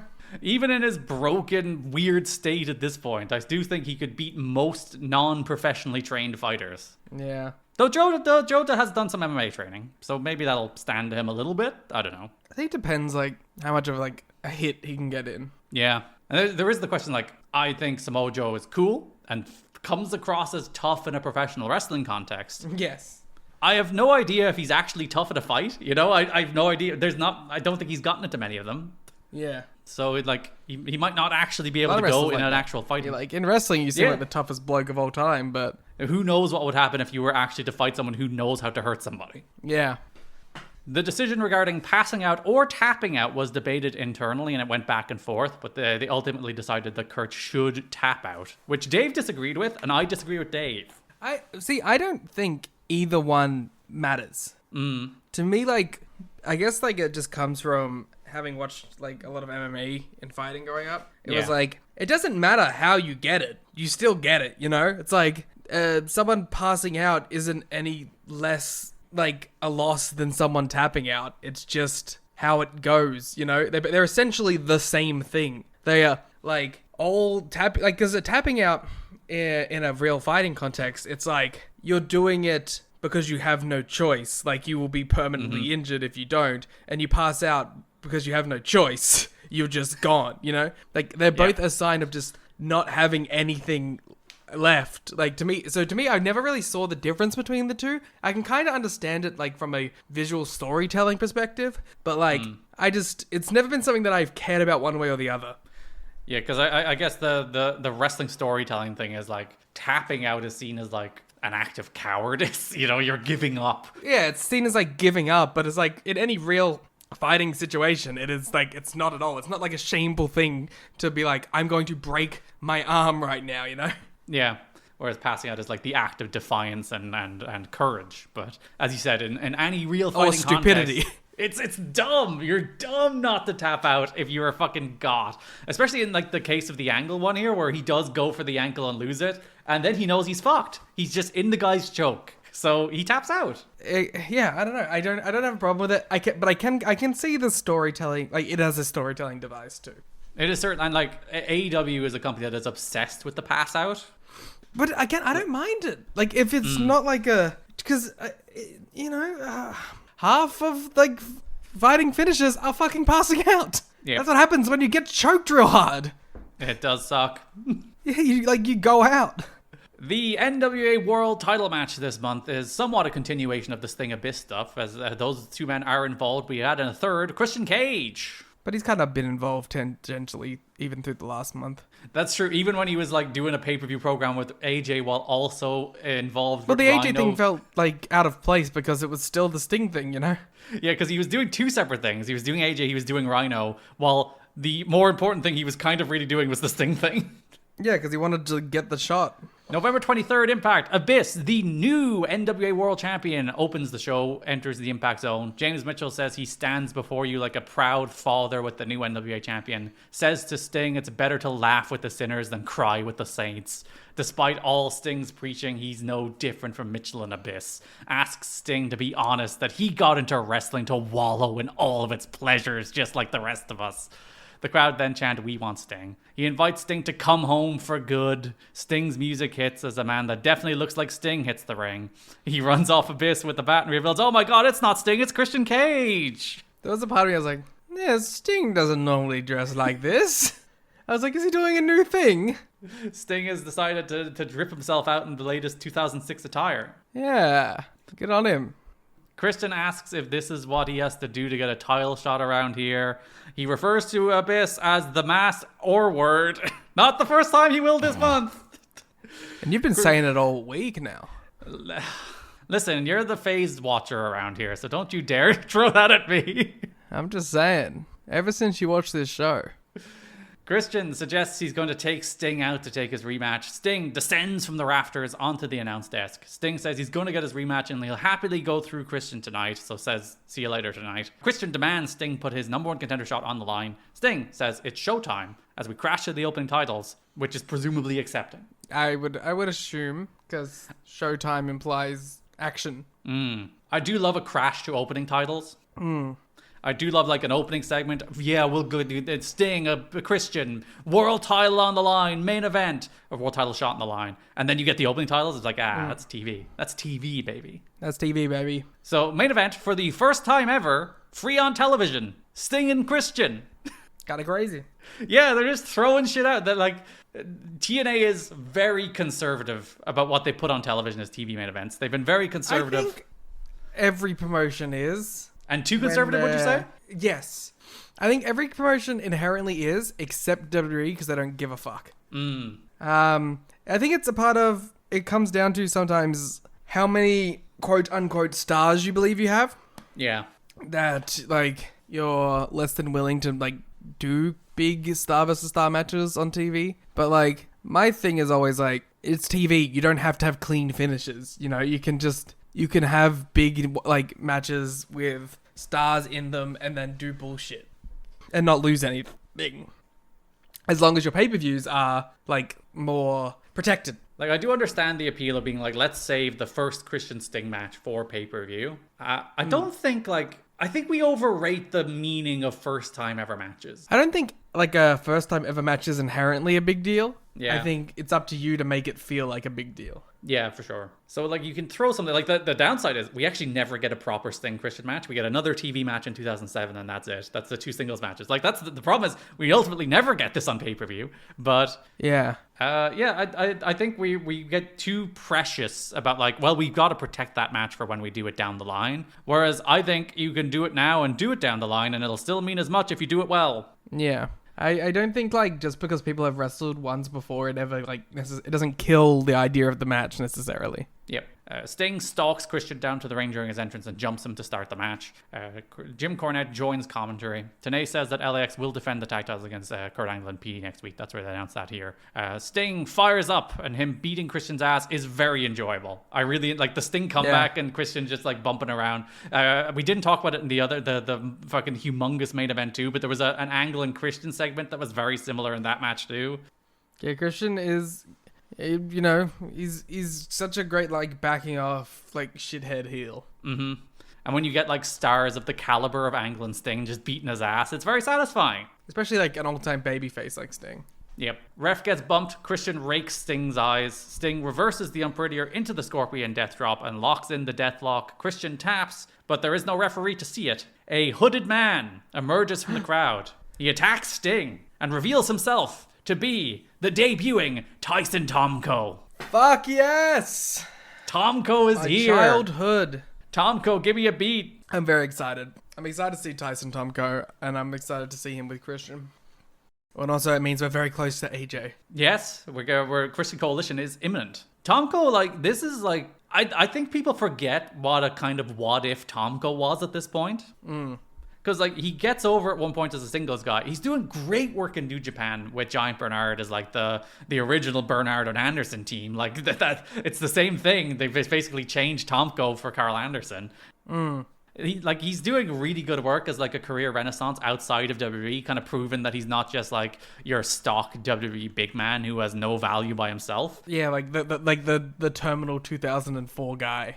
Yeah, I always, he's much later. Mason Ryan is always my example of, like... I always think of, like, just, like, anyone that was in La Resistance.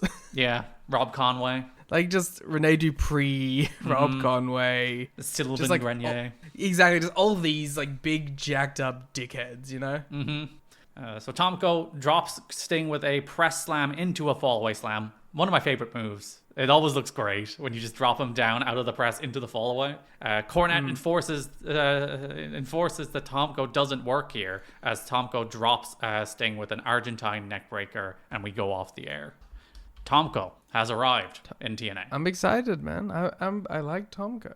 I'm excited for Christian Coalition stuff because, as I said, like, this is an era of TNA I have not rewatched. Like, this is the year I started watching, so, like, basically everything from now on, bar, like, little bits and bobs, because I haven't done rewatches of TNA from after 2007. So, like, I haven't watched this stuff in 18 years in its completion, rather than popping in and out for, like, social clips and stuff from individual shows. So I'm excited to watch all, like, the Christian Coalition stuff again. Yeah, like, this is sort of an era of TNA you just remember, you know? Yep. Christian Cage has been pushing hard for TNA to bring in Travis Tomko from just about the time Christian started.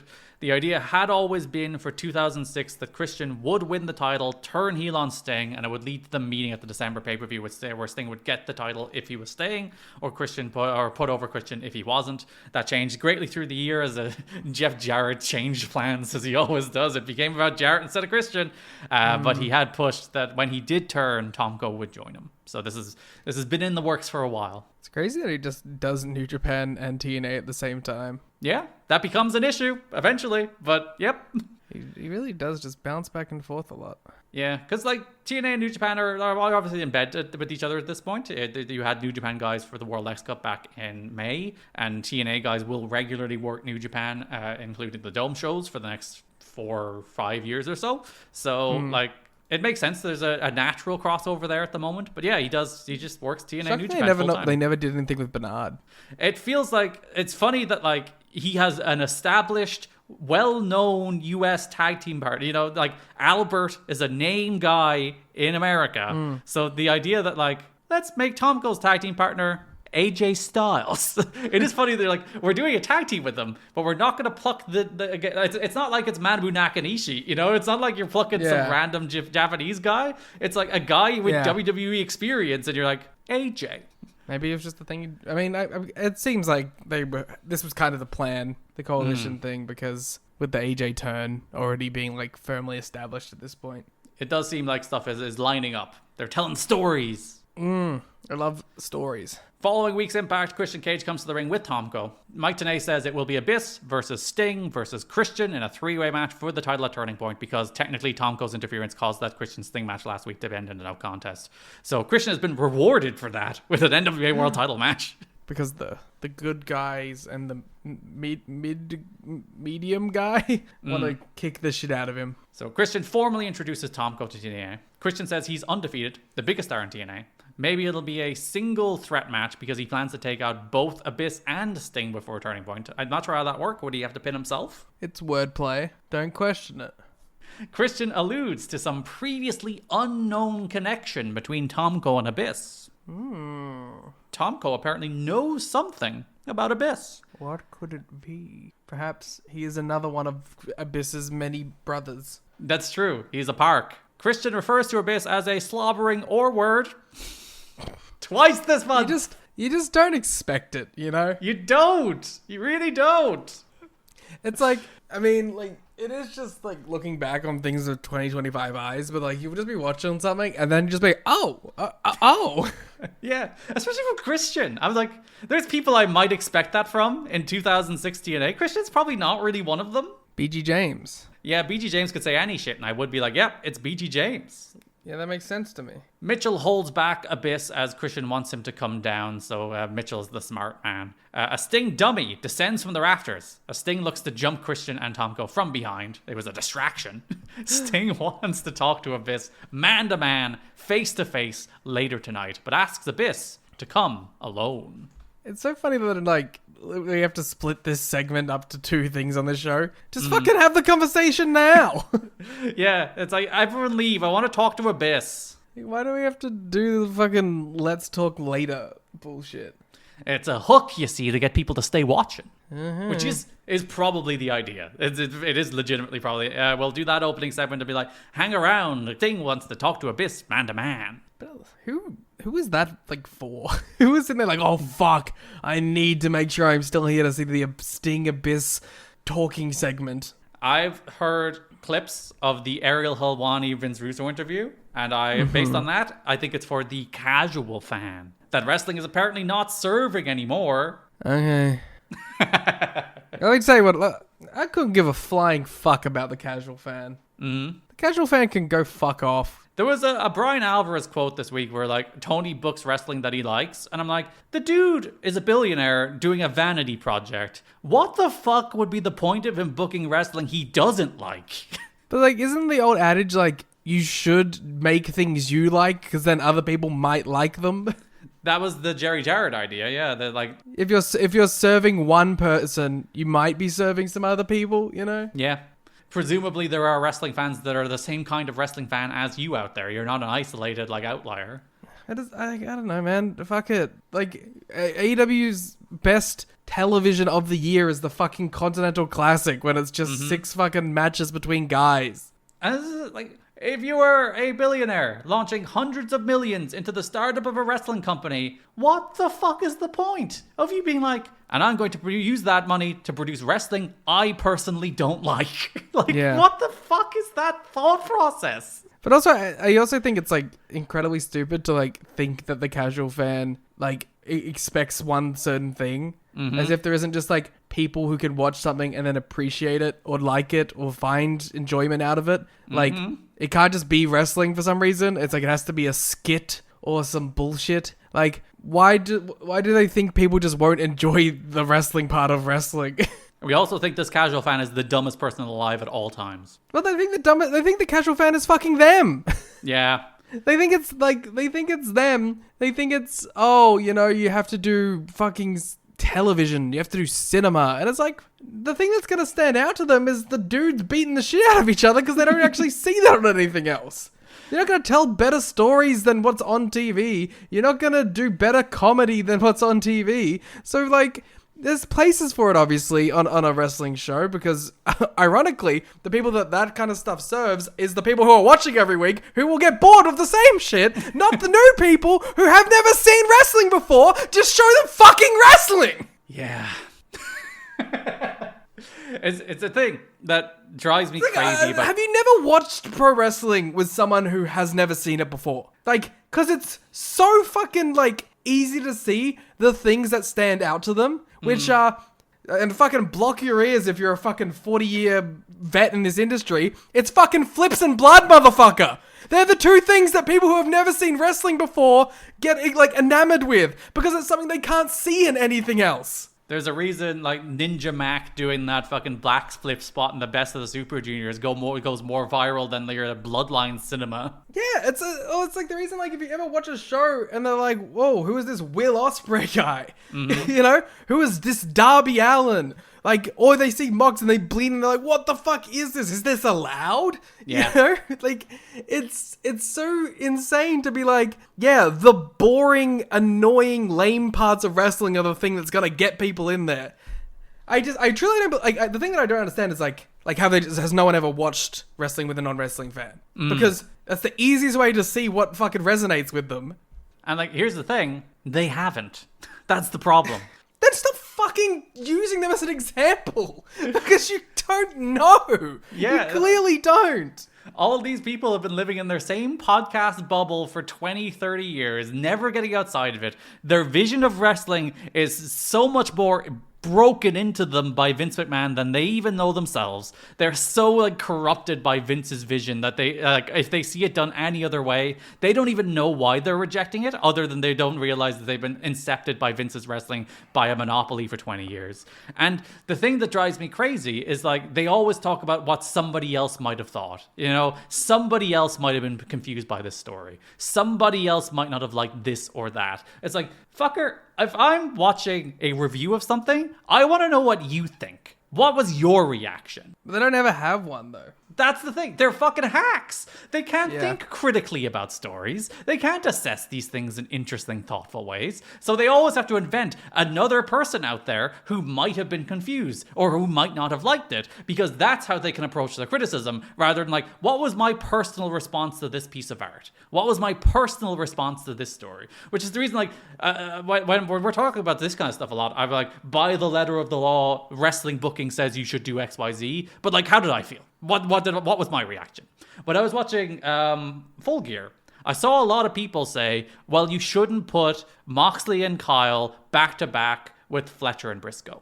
Which is like one of those things that you're like, oh, well, wrestling booking 101, if you were to write it in a textbook, would say, don't put the two hardcore matches back to back. And then I would simply ask, in practice, what was the negative effect? Was the crowd noticeably worse? I think the crowd was about the same as it was for the whole show for those matches. Maybe a little better for those matches than it was the whole show. Arguably, the crowd was a little better for Kyle Briscoe than it was for Kyle and Mox. So, in theory, that should be flipped by the wrestling logic. The matches, while they were based on violence and plunder, they were very different kinds of violence and plunder. Mox and Kyle was a lot more grounded, gritty, no holds barred style, and Briscoe and Kyle was. Even if you do want to have the opinion of putting them back to back was a mistake, I think you can have that opinion after you've watched them. Yeah, and then you when explain you've why. Seen the content of both matches. But when you have a knee-jerk reaction to being during the entrances and going, what are they doing? They don't know what they're doing. They're putting on two in a row. It's well, you don't know, do you? You don't know what the match is going to be about. You don't know how it's going to be presented comparably between the two. And there might be even a thematic reason why you decide to present them back to back. Who knows? There might be a storytelling reason why you're I think these two matches work as a couplet. It's it drives me crazy that we approach so much wrestling criticism from either a philosophical way that we don't even really understand why, or from the perspective of someone we don't know, an imaginary person we don't know that we've invented in our head. An imaginary person who we've invented in our heads who magically will always back up the opinion I'm trying to display. Yes. It's funny how that works, isn't it? And it's again, if you have you have a real person next to you, you're watching who's watching wrestling for the first time, and they have these opinions, then sure, it's a valid reason to bring it up, It's going to be, at least, it's going to have some meaning, But when it's just nothing, it makes no sense. It's who cares? You're lamenting something that doesn't exist. Yes. Instead of saying, what did you think of the match? What did you think of the characters? What did you think of the story? How did it make you feel? That's what I want to know from a review. I don't want to know, somebody else might have thought this was confusing. What's that fucking useful for? Yeah. Later in the show, Sting comes out for a conversation with Abyss. I think someone might have been confused that this segment was happening because they didn't see the first part of it. Yeah, what if you only tuned in halfway through the show and you have no idea why Sting is talking? Why didn't they play a video package right beforehand to recap what happened? That's true. Video package would have solved this. Abyss follows alone, no James Mitchell. Sting has a chair for Abyss. Abyss doesn't take the chair. Sting hypes Abyss up about how he's a great athlete and a champion, but then asks, why do you let Mitchell lead you around? Is he looking for someone to lead him out of the torment and pain he's in 24/7? This causes Abyss to take the chair. Damn, he had to really reflect upon this. Or does Abyss want to be his own champion and his own man now? He then leans in and he calls Abyss Chris. It's Chris Abyss. It's Abyss Christopher. We get his shoot name for the first time. He is named Chris. Which, usually I have a problem with them doing shoot names like that. But when it's a monster character? When he's an unknown guy behind a mask called Abyss, I'm all right, I understand you. I know what you're going for here. As opposed to the thing here is not that ooh, it's Insider. I know you're. It's you're trying to connect with them as a human because you're trying to connect with the human, not the monster. So good, thumbs up. It's if he was doing the same segment because she's okay, Will. Yeah. It's all right, what do you want from him, man? Abyss looked up when Sting called him Chris. Mitchell appears on the Tron and calls Abyss an animal. Abyss reaches out longingly to Mitchell when he appears on the Tron and then clutches the NWA title, which I thought was some really good physical drama from Abyss. Yeah. And again, we're not saying dramatic tension and storytelling in wrestling is bad. It can be good. Yes, most people just do it badly.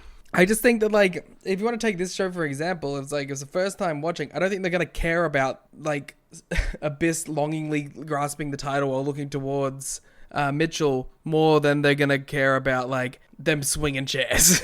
Yep. I think one of those things will resonate more than the other for the quote unquote casual fan. Yeah, that's it. If this is the first segment you've ever watched, you're not gonna be oh, that was a really good bit of nuanced character work from Abyss. You're not gonna understand it. That's what I find interesting about that whole sort of talking point that we hear. It's I feel all of the points that you make are these are parts of the show that are good and are useful, but I feel they serve the long-standing fan more than they do a theoretical casual fan. Mitchell says before Sting starts trying to save souls, he suggests Sting starts with his own. Encourages Abyss to make Sting encourages Abyss to make his own choices and leaves. Christian and Tomko jump Abyss. Tomko drops Abyss with the Argentine neckbreaker, which is very impressive. That's the torture rack into a neckbreaker move, which is awesome again. Another great big man move, and even better doing it on a guy the size of Abyss. Before Sting comes back in to run them off. Sting offers Abyss a hand. Abyss looks conflicted as Mitchell comes out and slaps Sting before leading Abyss away. Well, but like, think about the fan who doesn't know that Sting was a horrible drug addict in the 90s. Yes, you're like, why are they talking about how Sting, the ultimate babyface, who was presented as like the heroic Avenger character for his entire career, is like, oh, you love the allure of the inside of wrestling, don't you, Sting? That makes no sense to them. But we do not care about casual fans. No, I'm gonna stop barking about it now because it's gonna become repetitive and annoying. But like, it is just, I don't know. Why do we like even let this be? I guess I'm sick of wrestling's talking points being the same 5 fucking things as it has been for like a decade now. Like, what are we doing? Yeah, I wish we could just like analyze these shows with artistic merit instead of like useless, benign bullshit. And it's a thing like going back and reading all of these torches and all of these observers. It's like same shit. It's just, and it's not like the wrestling is different. Like, it's just different fucking buzz like words and different phrases.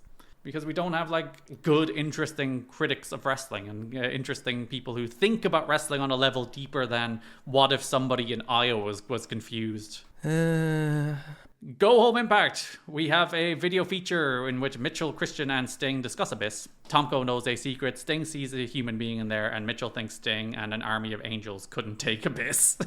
Which I think is a good line. Later in the show, Cornette's in the ring. He makes a couple of matches official for the pay-per-view before Christian interrupts him. Jim seems to be busy preventing people's First Amendment rights lately, that he's not doing his job, says Christian. Suggests there's something in Abyss's background that would make Jim Cornette's stomach churn. Christian goes on to tell Abyss's story, but Abyss hits the ring and runs wild. Tomko drops Abyss with a boot, and they beat on Abyss until Sting makes the save. Sting, once again, offers a hand to Abyss. Abyss accepts it and pulls him into a black hole slam. It's a good bit. It's the second time he did that. He did that to Jarrett last year in like the King of the Mountain build, if you remember, when they were trying to recruit him. It's always a great spot to be like, handshake, black hole slam. Nah. Actually, I know what Abyss did. What do you think Abyss did? I know what it was. What was it? See, he went to prom, right? Yeah. And he was driving home, and there was this girl in the front seat with him. She started giving him roadhead. And then he crashed the car. Yeah, and then what he did was he just got out of that car and he fucking left. No. Yep. And then he started hanging out with Cody Rhodes. Right. And you won't believe what happens next. What happens next? But he turns on Cody Rhodes. What? And then brings this guy called Wardlow in. Yeah. And boy, does that go places. This is war. Wardlow vs. Abyss would have been perfect. I forgot about that story. The closest thing AEW's gotten to a Katie Vick angle. I like how that's just fucking AEW canon now, by the way. Yeah, MJF got roadhead and almost killed a woman. Yeah, it's just, and now he was a babyface afterwards. Like pretty quickly afterwards, wasn't it? Wasn't like that wasn't too far off the turn. Yeah, that's so funny. How does Tomko know about this is the question.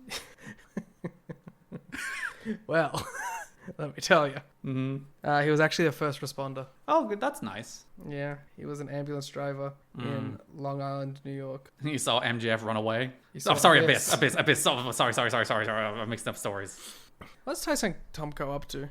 I think he's had a rough run of it. Oh, He had a rough stretch post TNA because he did that TNA return in like 2009, 2010 when they were doing like the story where he was attacking AJ that got dropped when Hogan came in, and then he kind of I think he had a tough time after that, but he seems to be doing okay now, I think. his last match was in 2013. Yeah. Okay, well that's not great. In the toilet story. Yeah. Yeah. Yeah, okay. Well, seems he has some businesses. So hopefully that's going well for him. I hope his life is going okay after that. I truly wish nothing but the best for Tyson Tomko. Shout out to my boy. Does he have like a Twitter? I think he has an Instagram. Because the anniversary of his debut was actually like last week. I can tell you when it was. It was on these shows. I have the date in front of me. November 23rd. So yeah, it was last week. Travis Tomko Real. He's got a nice beard. Right. Alright. let me deep dive into Tyson Tomko. And his Instagram, see what's happening. He went with Post Malone. Oh. That's not good for him. Enjoying culture. Yeah, I don't know. Doing some stuff. He's living a regular life fishing. So I hope he's doing well. It is the dream. Yeah, good on you, Tyson Tomko. Not even 50 yet, which is crazy. Yeah, I hope you are content in this world. That is all we can ask for. If you want to come on the podcast and talk about TNA, feel free. Yeah, open door for Tomko. Invitation. We are big Tomko heads. The main event of this Impact is the six-way match that did have Abyss, Sting, and Christian all in it. So that was your pay-per-view go-home segment as well.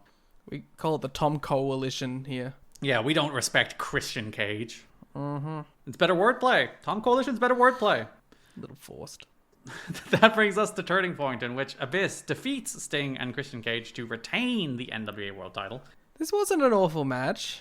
I liked it. I thought it was well worked. There's a little bit of clumsiness here and there, but these are three good heavyweight wrestlers having a pretty good heavyweight title match. Yeah, felt bad that they got cut by Joe and Angle again. Yeah, second month in a row that they're put behind Angle Joe. And the first month you do get it. It's Angle Joe first time. This is the month where the title match could have went on last. Yeah. JB has Christian before the match. Christian mocks the idea that Abyss is a man.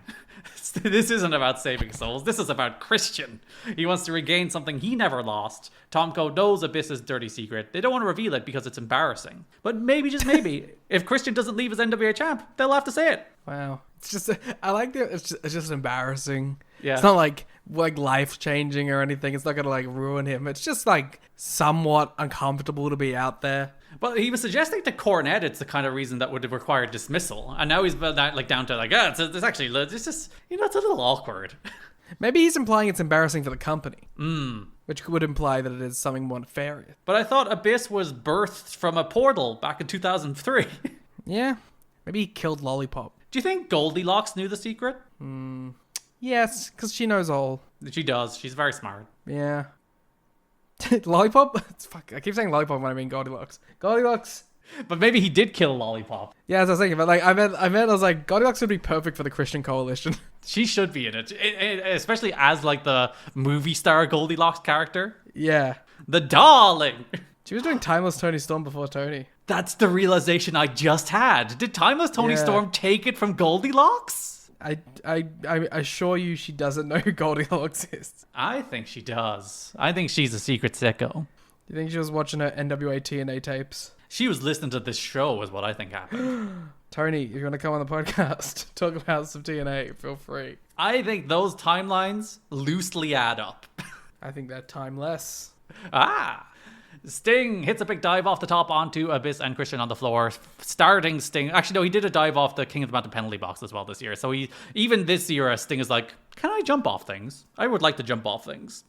He's always been a bit of a freak for it. Sting hits an electric chair on Abyss. The Tower of Doom superplexes Christian. Sting hits the Scorpion on Christian, but Tomko pulls the referee out. Abyss clears out Tomko, press slams Christian to the floor. My favorite part of that is Tomko is 3 feet to the left of Christian as he's being press slammed to the floor. Does not try and catch him or intervene in any way. I mean, why would you? He's just like, yeah, you can eat that shit. I'm fine. Yeah. He wants to win the match, Garrett. Abyss lays out the tacks, but Tomko curb stomps Abyss's head into them. Burn it down. Abyss black hole slams Sting into Christian, but misses the tacks for the win. He also kind of missed Christian a little bit. It was a great idea for a finish. You saw exactly what they wanted, and it just didn't hit. But I am glad at least that Abyss has 2 months as NWA World Champion. Yeah, it does. Something works, you know? It is a good footnote to exist. And at least, it would have sucked, not only the way he won the belt, but if you lost it 3 weeks later, not even a full pay-per-view cycle, you had 3 weeks as champ, it would have really sucked. I'd like to have a Rhino-esque reign as NWA World Champ. So at least he had one pay-per-view successful retention. In my head, just gotta get in the books. And he beat Sting back-to-back. He pinned him this month. Yeah, after a perfect finish. That went exactly the way everyone intended. Well, at least he pinned him. He pinned Sting. Yeah, he did pin Sting. The only other heavyweight feud this month is Rhino against AJ Styles. Continuing from Rhino being a little naggy bitch and AJ being like, leave me alone. Yeah, it's a very silly little feud. The first impact of the month, AJ Styles and Christopher Daniels defeat the Naturals, and what Don West tells us is the final time AJ Styles and Christopher Daniels will team together. Ever. They actually don't team together that much after this. They only have like 2 or 3 matches together. They do it. Yeah, and they teamed together in 2007 as well, so... they also plugged the Third Degree Burns CD, and I was trying to work out why the CD's called Third Degree Burns. Mm-hmm. And I didn't come up with an answer. Third Degree Burns, because after the impact, you can get burnt. You do burn a CD. Well, I don't think it's that. No, but that when when you put files on it, you burn files onto a CD. I know, but I don't think it's that. It's probably not. But listen, I've got nothing else. They may have simply thought it sounded cool. It's probably just some like play on impact, alright. You got nothing. Well, it has to just be a... But why is it a 3 as well? Yeah. Instead of the word third. It's confusing. I don't know why it's called Third Degree Burns. I own that CD. Because everything they do is a pun on impact, you know? So, like, you have to assume. It gets back to Impact or TNA somehow. Yeah. Let's ask Dale Oliver. He produced it. The Naturals are already in the ring. Styles and Daniels run wild, hit Andy Douglas with the high-low, followed by the Frog Splash BME for the win. They replay the finish. It is sponsored by Sonic the Hedgehog Next Gen. Everything has a next gen. That's what they call it. Mike Tenay says Sonic the Hedgehog Next Gen is what it's sponsored by. Is that you're saying it like that isn't a thing that exists, but I don't know Sonic enough to know if that is or isn't. Well, it's the game that would be known now as Sonic 06. Sonic 06. Yeah, which is famously known as one of the worst Sonic games, which is saying something because most of them are bad. But like Sonic 06 is iconic. Is it? Yeah. Sonic 06 is an iconic video game. Yeah. It's the only canonical Sonic game with bestiality in it. Yes, it is. And I guess like the game was just called Sonic the Hedgehog. That was the name of the game. That game, unironically, always made me really uncomfortable. Yeah. Because like playing it felt like it was some like fake game that someone made online. That was pretending to be a Sonic game to like install malware. Yeah. Like it never felt like a fucking real video game. Yeah. Because like just the way it looks. Yeah, it doesn't feel right. I feel like Sonic has that problem with like 40% of Sonic games. Where they're just like, we don't really know what Sonic is. Like post 2D games. But like a lot of them, they're like, we're just throwing Sonic in hyper-realistic worlds. Yeah. Like Sonic Frontiers is another one of those like, we don't really know what Sonic is meant to be in 3D, so we're just kind of doing shit and seeing how it turns out, and usually quite badly. I think because it always kind of looks like a fake Unreal Engine game that like a fan made. Yep. It looks like the kind of thing that only 2 minutes of footage should be. And there should be like an IGN headline that's like, fan remade Sonic and Unreal Engine, and you only see 2 minutes of it, and you know, like, you couldn't actually make the game like that. Or like you just see something on YouTube and it's like, oh, what Pokemon should look like. Eurogamer gave it 2 out of 10. Its lowest score. Yeah, but like again, it has traveled beyond that. It is like a fundamental part of gaming history. I like how the subhead on that Eurogamer review is feels a little flat, and then you give it 2 out of 10. Yeah. I'm sure the comments about this will be very normal. What did they give it? There's 119 comments about this 19-year-old. Is the 2 for the bestiality content, somebody asks? The users of Giant Bomb have given it a 1.8. That's out of 5 or 10? Out of 5. Okay, that's slightly better. Yeah. One person gave it a 4 out of 10. Whoa, that's swinging. That's slightly above 1.8 out of 5. You gotta give, 4 out of 5. Oh, that's much better than 1.8. That's what I'm saying. I want to read the most helpful review by Blaze Hedgehog. The subheading is broken, rushed, and just not very fun. It's a long-ass review. Should be getting paid for this. Yeah, I hope they are. Dead on review, I'm a huge Sonic fan, but even I have to admit this game is pretty bad. The one thing you didn't mention, though, sound design. Though the voice acting was very questionable, I actually thought that a good deal of the music was quite good. That's okay. That's the one thing Sonic does usually have going for it.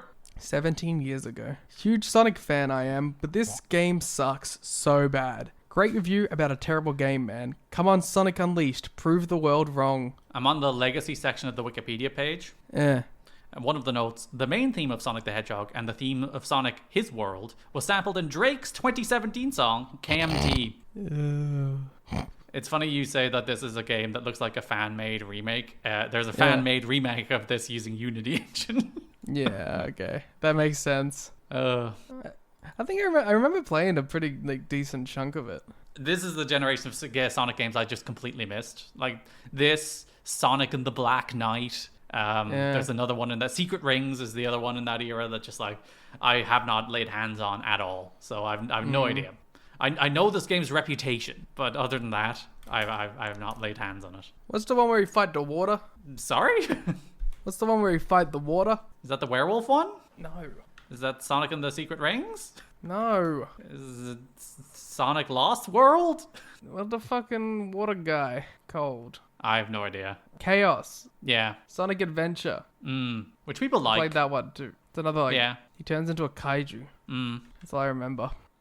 Sonic always had good art, like good box art. Yeah, because Sonic is like, it's the thing about Sonic. Sonic is an iconic character. Sonic looks awesome. He's one of the coolest character designs. Shout out to how he's inspired multiple generations of furries. But like, most of his games are bad. So you have to like be like, I love Sonic because Sonic is cool, objectively. And then you have to like dance around the fact that like, well, his games are like, the good ones are 7 out of 10. Like Mega Man.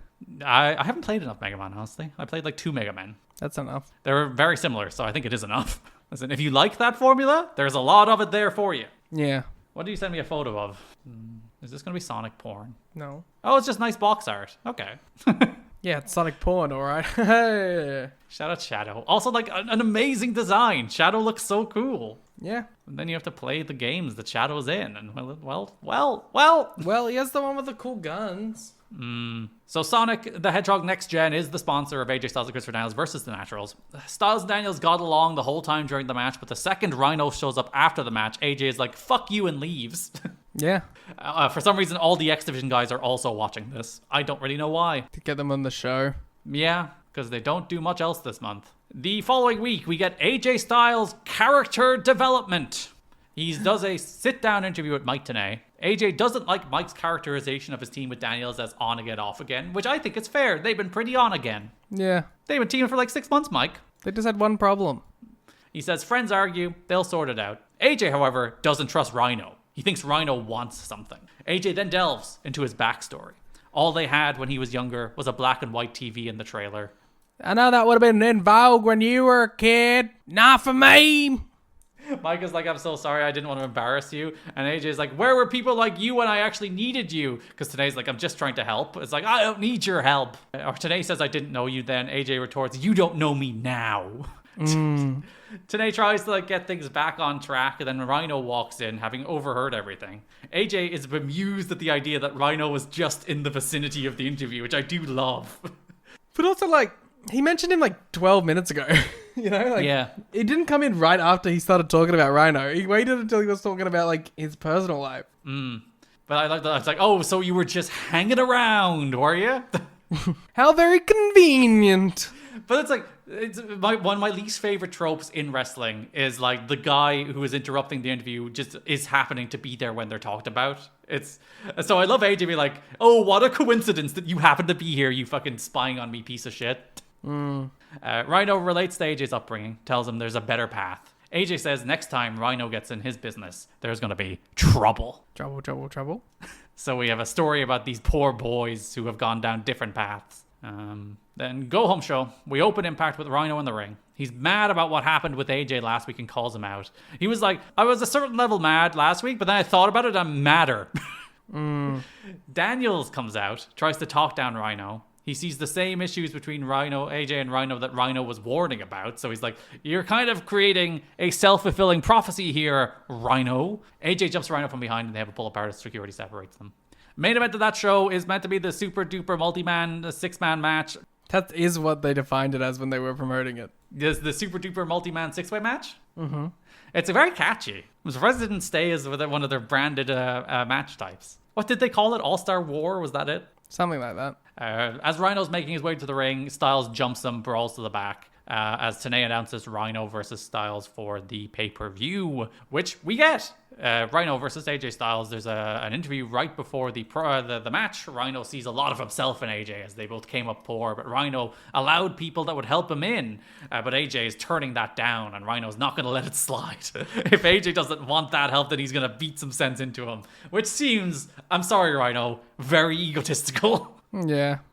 If you're like, oh, I really want to help you, AJ, and then AJ says no, and then you're like, well, fuck you, I'm going to beat the shit out of you. I think AJ's right. I think he wanted something. I don't think AJ's wrong here. It's just like fucking, this is also, like, even if you want to break it down, it's like, at the end of the day, you're not doing this for me, you're doing this for you fuck. Like, your friendship broke down, so you're like making yourself feel better by getting your nose into my business, and I don't want you. That is actually very true. It's like, it is very much projection. It's like, listen, your shit went down, my shit is actually fine. Me and Daniel, we actually don't have any issues right now, buddy. And like, just leave me alone. And like, you can give Rhino like the benefit of the doubt the first time he offers support. It's like, oh geez, man, this is going tough. Do you want my help? And if AJ says no, you should accept that personal boundary and you should move on to something else. Yeah, this is Rhino's problem at the end of the day. AJ jumps him and jump starts the match. They struggle to get a camera in place for their brawl. They're like, oh, we're going to go to the back to see the brawl. We're having technical problems with the camera, so we're just going to hold on a shot of the impact zone for a while. It was very weird. Rhino drops AJ on a garbage can, and AJ just slides off right on his face. Yeah, there's a lot of like, AJ just kills him. He really is Darby of this era. Yeah. He doesn't do like the kind of the real high. Actually, no, he does. Like the fucking lockdown spots are just as crazy. Yeah. He is just Darby Allin. Yeah. I was going to talk myself out of him doing like the true top end crazier stuff, but like he hung from the top of a building and dropped onto a steel cage. Yeah. That's like right up there with anything Darby's done. So, you know what? AJ is Darby. Just because he doesn't have glass involved. This is the one like difference maker. He was even like the wacky weapons guy. He had that chainsaw. Yes, he was the first. He didn't cut somebody with it, though. He should have cut Birdie. AJ is bumping all over the place. He tears his tights, and you can see his butt. They were nice tights, too. Rest in peace. And we will be going to Long Boys pretty soon, so maybe that was his impetus. Maybe he's like, my ass is too big for tights now. I need to go to Long Boys. Rhino flings AJ over the rail. AJ rotates, lands on his side and face. They finally get in the ring, and the match actually starts. AJ doesn't do his slingshot dive anymore. He teases it, but he doesn't do it because he's a bad guy. Rhino dumps AJ over the top to the floor. AJ does a full rotation, lands on his feet, immediately sells the leg. They spend like 5 minutes tending to him, checking on him. Doctors, referee throws up the X. AJ's in trouble. They're about to stop the match as Andrew Thomas is informing Rhino about his decision to stop the match. AJ jumps back to his feet, rolls up Rhino for the win. Andrew Thomas, without breaking a beat, just counts the pin, which I respect. That's a referee. Yeah. But yeah, they didn't ring that bell. The match is still going. They missed the pin because they inexplicably cut to Dave Penzer during it. So you see Dave Penzer's reaction to the pin, not the pin itself. Which I guess kind of sells it. That they didn't expect it, I guess, yeah. Like, I mean, it's not good, but like, if you want to like make a justification for why it could be. Yeah, it's not an intentional choice, but there is something to like, yeah, the fact that like, oh, even the production wasn't expecting AJ to do a roll-up, so the production missed it too. Yeah, AJ dances, Rhino is shocked. And after the match, again, they brawl. He's shocked at the dancing. Yes, he doesn't mind the being screwed by bullshit, but he does not like AJ dancing in his face. And they brawl after the match. Mainly because his ass is out. Yeah, he doesn't like that AJ bottom. That brings us over to the X Division. We've kind of danced around some Daniel stuff, but the continued program this month is Daniel Sabin for the X Division title. You may be forgiven for not remembering that was a thing. Yeah, very similar to Rhino. The same story is like a jerk intervening himself in where he's not belonged and he's meant to be a babyface. Jerry Lynn. Yeah, this Jerry Lynn stuff is weird and bad. The first show of the month, we talked about the X Division. We're just inexplicably watching the Styles and Daniels against the Naturals match. I think that's meant to be the small bit of X Division build-up because Sabin is there. The following week, we have an X Division number 1 contenders match. It is Chris Sabin, Jay Lethal, Sanjay Dutt.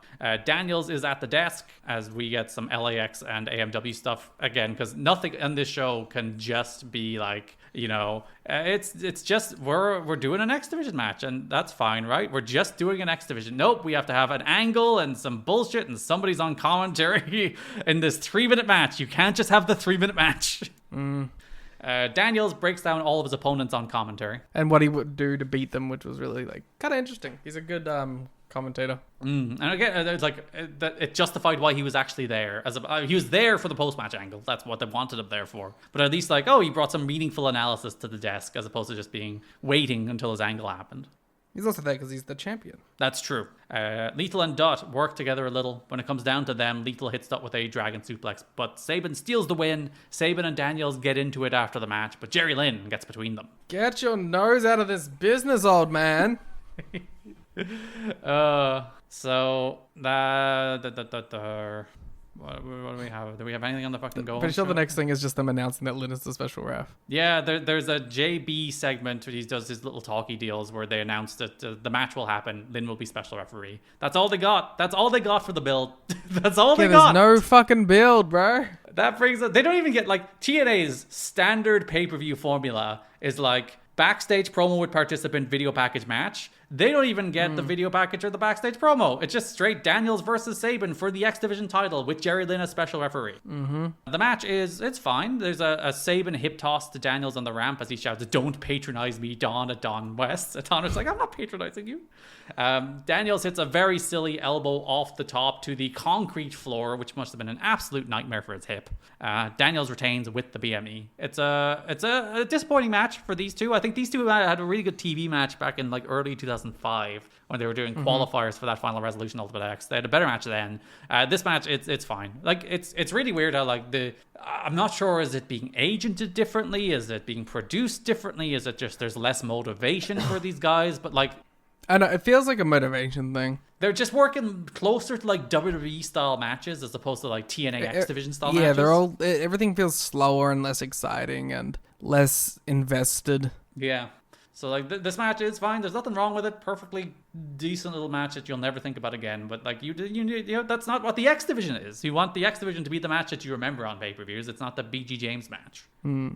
After the match, Lynn is like, "You lost to Daniels fair and square. Show him respect." And my favorite thing is Daniels is like, "I don't give a shit about this. Why are you involving me in your bullshit?" Daniels gets more mad about this than Chris Sabin does. Then Jerry Lynn gets in Daniels' face, slaps Daniels. The referee gets between them. Then Jerry leaves as Daniels calls him a bitch. It's all very stupid. Jerry is a bitch.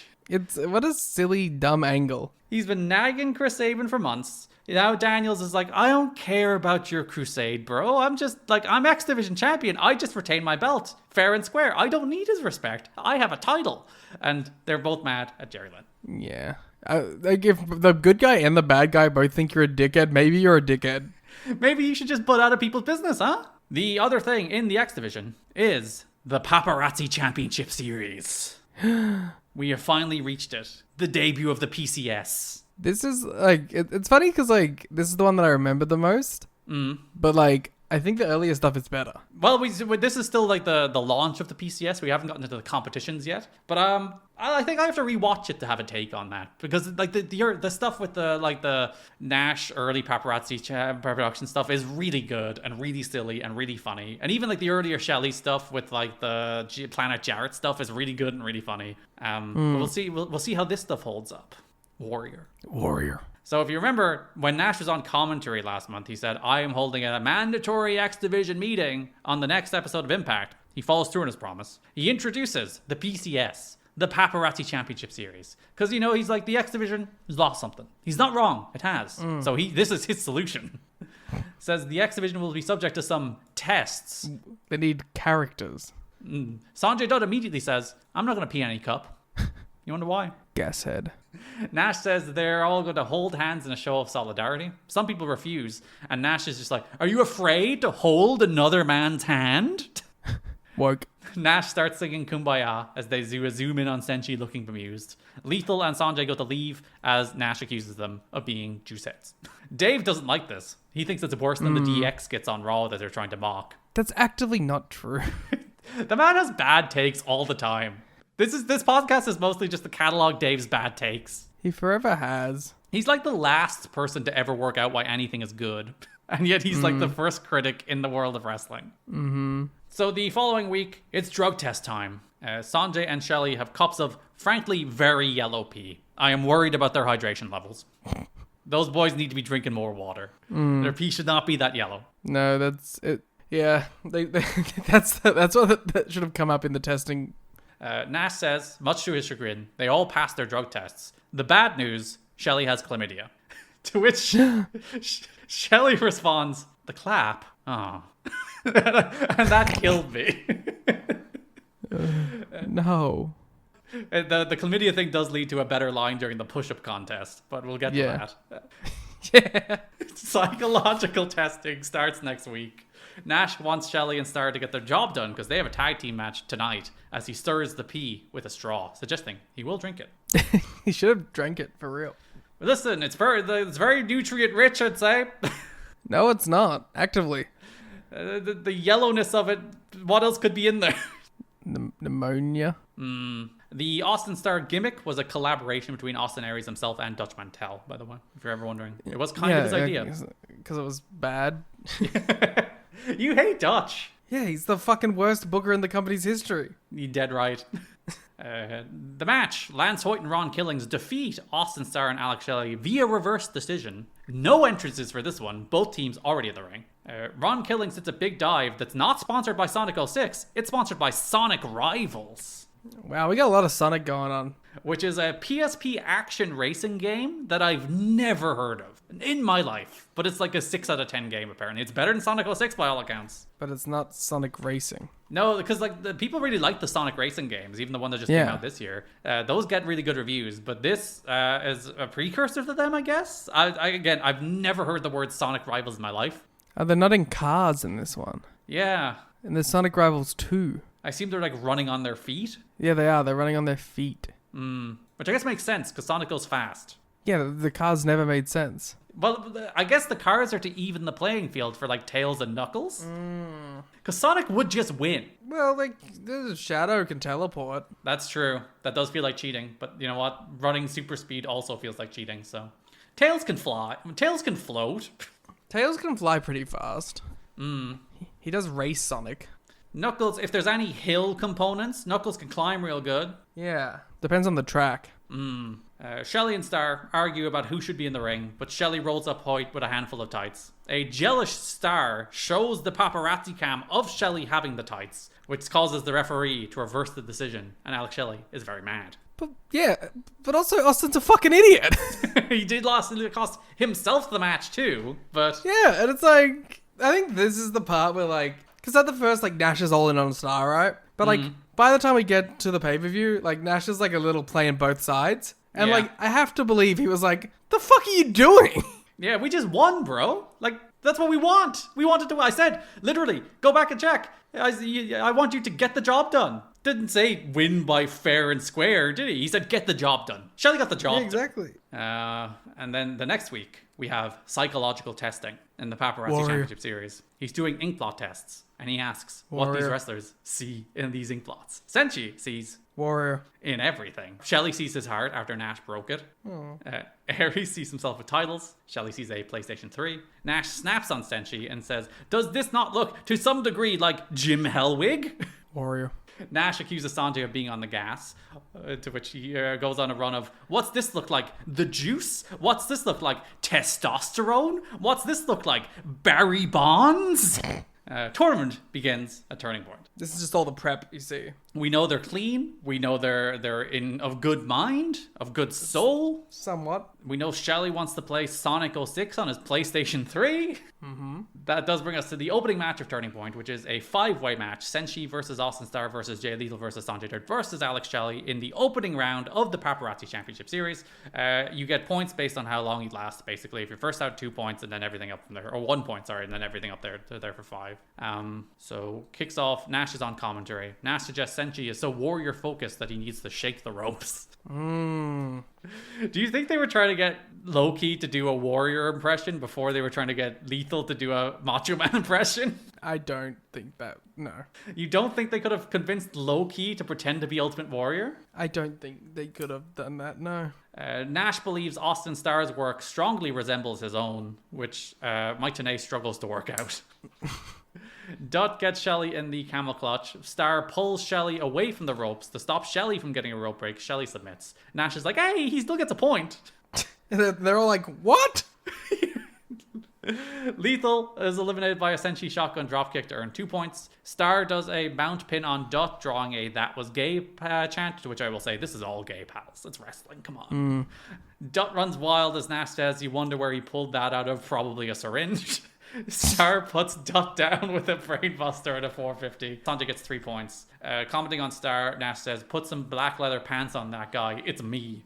Shelley comes back out and distracts Starr, allowing Senshi to win with a roll-up. 4 points Starr, 5 points Senshi. Nash is aghast. Shelley wants to high-five after the match, but only gets a handshake low down. And Shelley puts an L on his forehead, directed at Austin Starr. And that is our X Division stuff for the month, as the PCS will continue into January. The PBS. That takes us to the various miscellaneous, because we have to end on VKM, so we have to end on Tag Division. EY and Bobby Roode. The most controversial match finish maybe ever. I think if you go to patreon.com/gettingmeyourtnachat.com and listen to the watch along for this episode, I don't think you have ever been quite as animated at anything we've ever covered than you were in the Bikini Contest between Eric Young and Tracy Brooks. Well, you know, I respect the sport. And if you're going to compete in a sport-based product, I expect some sort of upholding of the rules. It's important. A general attempt to be made. And I was frankly a little disappointed by all efforts. You know, you really think of Vince Russo as a details man. And for him to miss these important details in his story, especially when, frankly, an important part of the match was whether or not the outfits were set to the rules. So that's what I'm saying. Like, it was one thing if it was just, you know, the whims of a madman watching to complain about the logistics of the outfits. But when it's brought into question during the contest itself, and yet I find no self-analysis, no self-awareness, that's when I take a problem. That's when I take umbrage. Yep. We shall get into it. On the November 23rd Impact, Thanksgiving night in the United States, also, well, technically it's Friday here, but it was yesterday Thanksgiving as we record this. Eric Young is in the crowd, rocking, for the first time in TNA history, a turkey suit. A staple of the company. Yes, we would go on to have 11 other turkeys in TNA history. Name them all. Go, right now. Eric Young, AJ Styles, Alex Shelley, Rob Terry, even though Robbie E lost the match, Jesse Goddard, Dewey Barnes and Norv Furnham, Grado, Chris Adonis, Glenn Gilberti, Jay Vidal, Brian Myers, and as of last night, Ryan Nemeth. Perfect. It helps that I cut together an every turkey in TNA history video this week. It makes it a little bit easier. It probably would have been a little harder for me if I hadn't, but literally I had looked at every single one of them this week. I was also doing it for the audience. Yes. Rank them now, best to worst. Well, Eric Young, interestingly, only meant to wear the turkey suit without being mandated to wear the turkey suit. So that's automatic number one. He's doing it for the love of the game. He simply introduces the turkey suit out of love and joy. And it, you know, quite frankly, it's disgusting to see how it's been bastardized. And turned into a punishment? Yeah. The turkey suit was spurned out of love. Yeah. The AJ one's great because AJ struggles for a long time getting that dopey turkey costume on himself. And they just don't edit it? No, they leave it there, and then Kurt Angle comes out in his pilgrim costume being like, what the fuck? And it's a very surreal setting. Most of them, then, they all follow like a nice pattern. There's the occasional somebody tries to get out of it and then is forced to wear the turkey suit. There is the occasional Glenn Gilberti doesn't want to wear the turkey suit until Scarlett Bordeaux thinks he pretends he looks attractive in the turkey suit, in which he gets into wearing the turkey suit. But for the most part, you have the standard lose the match where they're... Actually, no, I think my third favorite might be Dewey and Norv, because they wear the turkey suit as punishment. But I think closest to the spirit of Eric Young, as nerds, they get super into the turkey suit and start gobbling and make the bromans very mad. Yes. And then the end of that show ends with them doing stereo crossbodies or stereo splashes as turkeys. So those are the important turkeys in TNA history. And us for bloody watching it, am I right? But yeah, he's in the crowd as Mike Tenay's running down the card. He appears behind Mike and Don at one point, wishing everybody a happy Thanksgiving in his turkey suit. Later in the show, Robert Roode is in the ring. He's talking about Eric Young is in a turkey suit, and that's an embarrassment to the sport. The crowd does not like this. They tell Roode he sucks, which does get to Roode, we learn. Roode wants a rematch with EY. EY beat Roode on the Genesis pre-show, which we didn't watch. Then he demands EY get in the ring, so we have the singles match that is Eric Young versus Robert Roode. But who gives a fuck about this match? It's not why we're here. Yes, Roode jumps EY before the bell beats on him. EY jackknife pin on Roode. I took no notes between that. The match started and the match ended. Whatever happened, who knows? EY scatters. Roode is furious. He berates Miss Brooks, because of course this is somehow her fault. Well, he can't take the blame himself.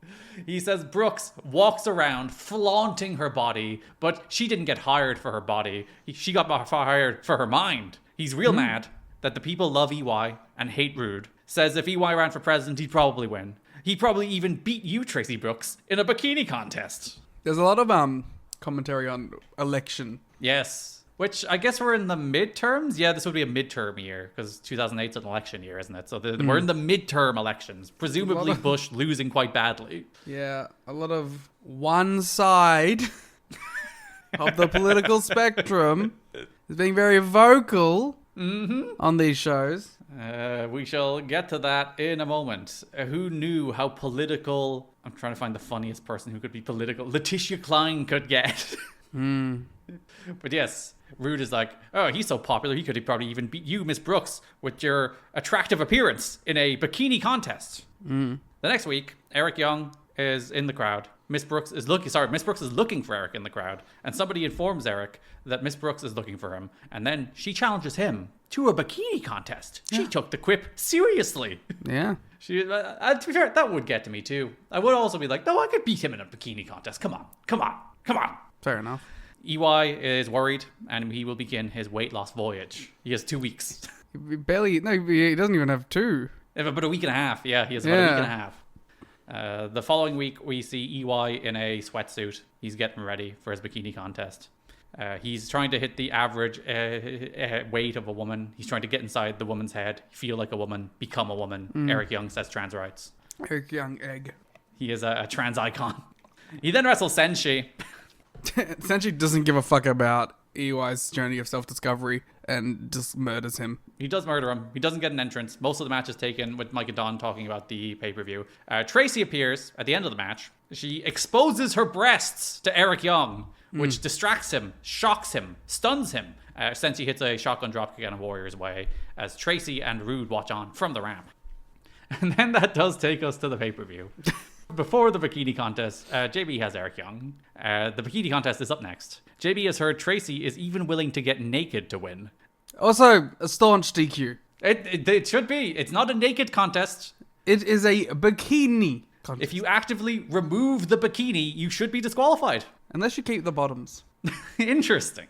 But then technically, I would have to be assured that everyone on the voting committee, in this case, the Impact Zone, I would have to be assured that they were voting based purely on the bottoms. That's true. You can only look at her from from the waist down. So it's not a DQ, but it would put the whole thing into question. You would have to adjust the judging rubric. Yes, I'd have to clarify. Eric Young is worried about this development, but JB points out that EY has something that she doesn't. Cojones. EY is man, hear him roar, as he pulls his robe open. This disgusts JB, as he suggests EY should put something on down there, which means he was probably naked himself, I think, is the implication, or wearing something far too skimpy. He was on the first layer. We then get the bikini contest. Yes. There's a red mat, a podium, some inflatable palm trees in the ring. Straight out of Carlito's talk show gimmick. Yes, that's where they got it. He probably wasn't doing that anymore at this point. This is late 06. I think he was definitely doing that. Was he still? I thought they gave up on him by then. No, he was like pushing 207. Ah, that's, you know what? They showed some perseverance there. Miss Brooks comes out in some business attire. She has a themed outfit before she reveals what is meant to be her bikini. First of all, I appreciate a theme. Yep. A theme is integral to a performance like this. Yep. Some would say paramount. The problem is, Yeah. when she reveals her quote-unquote bikini. I am shocked and appalled to say it is not a bikini. It is lingerie. You could not wear that material in the water. It simply would not work. It would be very impractical at the very least. And thus, I would have to disqualify one Mrs. Brooks. She's simply not attired properly. Nope. I've seen the photo shoots they show us through the years. That woman does own a bikini. I'd put money on it. So it had to be a conscious choice not to. And you wonder why. Was she trying to sabotage Robert Roode? Is it an act of defiance? It's an interesting theory. Don apologizes for his horniness as Mike chastises him. EY comes out in a pink robe, still gets his pyro for this bikini contest. Don says the only way EY could win is if he got some incredible surgery, but it doesn't appear like he did. Mike then goes like, how do you know? And Don is like, well, he's wearing a robe, but I can see dimensions. Mathematics, the schematics. JB introduces this. He calls it a showcase of skin, an exhibition of exhibitionism. The crowd will decide the winner. Miss Brooks won the coin toss backstage, and she will go first. To which TNA derisively says, she gets to go first. Won the coin flip. As like sarcastically and dismissively as he can. It is very good. Tracy is wearing, as you said, closer to red lingerie with a tie. Mike keeps asking Don for his analysis, but then every time Don starts getting horny, Mike starts shaming him, which is a dynamic I do appreciate. It's like, Don, what do you think of this? And Don is like, yeah, well, you know, I'm a red, but how dare you, Don? Come on. That's why I'm a true analysis. I'm providing actual insight. That's true. EY is next. He has a bikini t-shirt. And, you know, I have to simply say, Yep. it is swimwear. You could wear that while swimming. It is something you would see at the beach. Technically, it would count. It wouldn't be a high score. Yeah. But any score is beating a DQ. Well, Rude does not agree with your assessment. Rude says that's not proper bikini attire. Well, and that's where I have my problem, all right? Yes. If you were just taking a stance, all right? Yep. If you were just like, oh, he's dressed a fool. He's dressed a darned fool. He is bringing this contest into disrepute. Yes, I oppose vehemently the idea of claiming the validity of his outfit does not count, because I say to you, Sir Robert Roode, Mrs. Brooks' outfit is less of a bikini than Eric Young's in this instance. Damn. It's like we're in a court of law. He demands Slick Johnson disqualify him, to which TNA quips, well, the title changes hands on a disqualification, doesn't it? Which popped me tremendously. EY says he's not done and pulls off his shirt to reveal SpongeBob underwear. And this is where we have another problem. EY has fucked himself now. Yeah. Because he is also not wearing a bikini. He's just down to underwear. Underwear is not appropriate swim attire. There is swimwear attire that can be appropriate underwear, but underwear Yes. cannot be appropriate swimwear attire. Exactly. So now we're in complete disrepair, as both competitors should be DQ'd. It is ruled not to be a bikini. Brooks was about to win again when EY demands one more try. He reveals SpongeBob swimming attire. That one does in fact count. Yeah. EY does in fact win. But on a technicality. And I would argue, if my client, Mrs. Brooks, Yeah. should have been given the opportunity to wear a second outfit. And a third. Eric Young was given multiple chances to finally present himself in appropriate attire, and Mrs. Brooks should have been given the same. Objection. Eric Young was wearing swimwear attire the first time. To which he willingly removed. Oh, damn. I rest my case. So they go to the crowd vote. Brooks gets some cheers. Mike Tenay says, more boos than cheers, isn't it? Don responds, maybe they're saying something else. that might rhyme with booze, and again, very silly. I enjoy it. The commentary does lean into overly leery pervy at times with Brooks, but I enjoyed Mike's and Don's dynamic here, because they kind of buried it the whole time, which is the way you should go. Yeah, of course. EY gets a big pop and wins, so Rude jumps him. EY does a little dance and bails. Rude is furious and demands that Tracy get Eric Young to sign the contract and join Robert Roode Incorporated by any means, because if EY works for him, then the crowd will have no choice but to love him. But if Brooks can't get that done, maybe she'll be fired. And now we are at the core of the issue. Yes. That Robert Roode sees his former tag team partner being loved by the crowd and simply wishes that for himself. And is that not an admirable feat? Well, the problem is that Eric Young is himself, and the crowd respond to his inherent authenticity. Perhaps Robert Roode is also authentic, but he's just authentic about money, investments, and stock. Yes, and maybe X the Everything app. An X the Everything app. He wants to go to Mars, I heard. Sure. So yes, he is insecure about his former tag team partner. And maybe there's a deeper layer to this, Liam. Maybe he's insecure about his own body. Maybe he just misses his former tag team partner. Maybe that's why he wants him in the corporation. Yeah, he's not jealous of him. He's not insecure about him. He's just not with his pal anymore. And he just kind of misses it. And that's understandable. That is the continuing Let's never adventures. talk about this again. Up next, Serotonin. Serotonin, baby. There is 3 Serotonin video packages. If you don't remember who Serotonin are, they are the group that Raven is leading of Matt Bentley, Johnny Devine, and Frankie Kazarian, who will get new names, but I'm not sure have they gotten new names yet.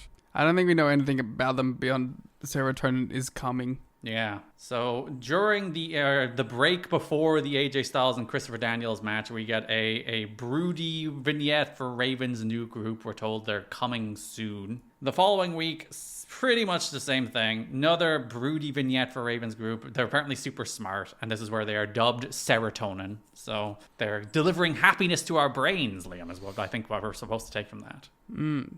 Oh, they get happiness from pain. Oh no, that's a worse. Schadenfreude. Dream match. Schadenfreude versus Serotonin? You know, if you did a straight up match, it would probably be a pretty good match. Even throwing Raven in there. Serotonin versus Ronin. That would also probably be a pretty good match. Yeah. Like Matt Bentley, Kazarian, and Johnny Devine are good wrestlers. Yeah, they could have a good match. Good DGUSA. Yeah. Gabe should have booked that. That would have been a great King of Trios group, honestly. Yeah. If one of the mean groups were Serotonin, that would be a great As King of Trios Serotonin. group. Yeah, as Serotonin. With Raven. They have to be. You couldn't leave behind Raven. The Go Home Impact, we get one more about how caterpillars can transform into something beautiful. So this is a transformative process that Serotonin are going through. 2006 TNA, very pro-trans. Yeah, we're all about going into cocoons and emerging as our true selves. Mm-hmm. That brings us to baseball. We're in TNA's yearly detour into baseball. Same thing last year, Turning Point. If you remember, AJ Pierzynski and Dale Torborg made an appearance. They did a whole thing. There was a baseball match with the Diamonds in the Rough. Bobby Heenan was there, which was the coolest thing about it. Bobby Heenan's not there this year, so it's slightly worse. But on the pay-per-view, Jim Cornette comes to the ring, and he welcomes Dale Torborg and AJ Pierzynski to the ring. They're back. AJ still has the X Division title that was gifted to him last year. They introduce David Eckstein and his brother Rick. He has the World Series MVP trophy with him. He also Freaking files. Release the Eckstein files. they did. It's called a book. Oh, okay. That's what this whole segment was about. Yeah, the files are in the book, and they're putting them out. Please don't go buying David Eckstein's book thinking there might be something else in there. It's apparently a very motivational children's book. There was apparently a TNA chant at the World Series. He's here. He's plugging his book. The crowd chant, "We want wrestling." They cut to the crowd while they're chanting, "We want wrestling." I don't know why. Eckstein talks about how he loves Rhino and he loves Lance Hoyt and he's promoting his books. And as he's promoting it, Dale and AJ want to get to those files, so they start pulling the pages out of the book to see what's in there. They start redacting them. They do redact David Eckstein's book by removing pages from the book. AJ is like, this is my ring, and I earned this title, the X Division title that was gifted to him. I mean, there's some crazy stories in that about Bubba Ray Dudley. He's not around this month. Wonder where he is. There's no sign of him in this pay-per-view cycle, so... Makes you think. Torborg, drop kicks, Rick Eckstein. And then starts choking David. Lance Hoyt appears, comes out, and drops the Demon, who Mike Tenay does refer to at one point as the Demon, with a big boot. Lance directs the baseball lads to the hard camera for a pose, because they were posing to the wrong side. And Lance is like, boys, the camera's that way. So there you go. David Eckstein, World Series MVP for 2006, is here in TNA. The idea was to get the footage on ESPN SportsCenter and into mainstream media. It got some coverage in both major Chicago newspapers because Brzezinski plays for the White Sox and the St. Louis Dispatch. Eckstein plays for the Cardinals. It made some TV in both markets as well as Orlando. And press time, ESPN was expected to do something with the Wii Sports Illustrated as well. Sports Illustrated? Yeah, Wii Sports. You play tennis, you play bowling. It has a great theme song, but you can only do it with your arms. As opposed to other video games which you play with your feet, apparently. You play with your fucking heart. Yes.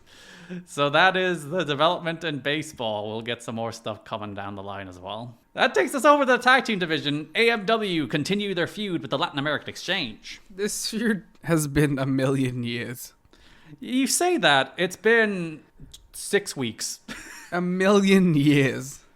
It's because we do 4 months between episodes now. Okay. It's my fault now.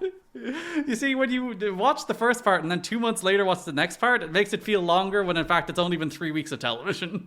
Wow. If you want to take Jim Cornette's side, that's up to you, I guess. That's true. How dare they use the system? They're not a stable for another frickin'... Oh god, I pushed myself into a corner of having to do math. 17 years! Shock the system. November 23, Impact, Jim Cornette comes to the ring. If you remember, at the Genesis pay-per-view, he issued an ultimatum that LAX will have to turn over the World Tag Team titles or be fired.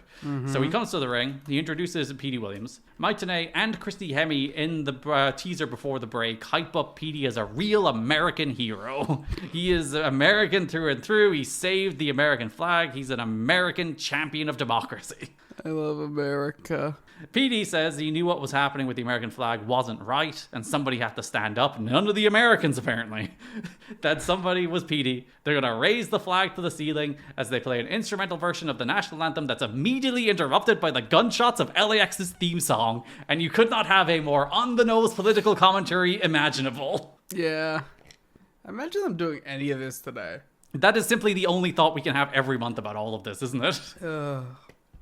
They simply wouldn't get away with it. You wouldn't get away with like a 15% as tame version of this. Never mind, they're interrupting the flag with the gunshots so that the immigrants can use the American legal system to keep their jobs. Yeah. Conan comes out with a lawyer and serves Cornette some papers. They're going to use the American system against them. They get due process. Cornette's trying to unfairly strip them of the titles. PD looks to stand up to them but gets dropped and draped in the Mexican flag. AMW makes the save, but Conan throws Gale to the ground and LAX take over again. And this is where we get the entire detour into Kurt Angle, PD, Samoa Joe, all of that stuff. So we've covered all of that. It sets up the tag match for the following week, which is LAX versus PD Williams and Kurt Angle. But through that show, LAX take out James Storm, they take out Chris Harris, they take out PD Williams, which brings you to the main event where you do the match. They retain the title via legal process, I guess. And then the next week, go home show, we have PD Williams versus Homicide. Which is a fun little match on paper, but is kind of overshadowed by like just everything that is constantly happening with AMW running in and LX running in and brawls and flags and And an entire classic TNA fashion. It all happens within the space of 15 seconds. PD's out for revenge after LAX took him out last week. They trade counters in and out of the Canadian Destroyer and the Gringo Killer, which is, I think, kind of the cool thing about this match. It's like the two guys with the death finishes. Yeah.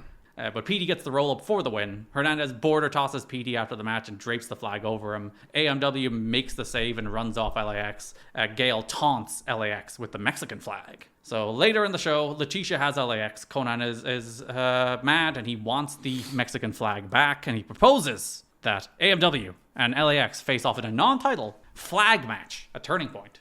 Winning team's anthem being played. So flags in either corner. It turns out to be closer to a ladder match because you get the flags off the poles and then you have to hang them from like a thing in the middle of the ring, ladder style. To ironically, unironically, a better version of a flag match. Yeah, it made the match better. Like if you were just like get the flag off the pole, that's terrible. Mm-hmm. Whereas get the flag off the pole and then hang it in the middle of the ring off a ladder, it's just a ladder match then, really. Yeah.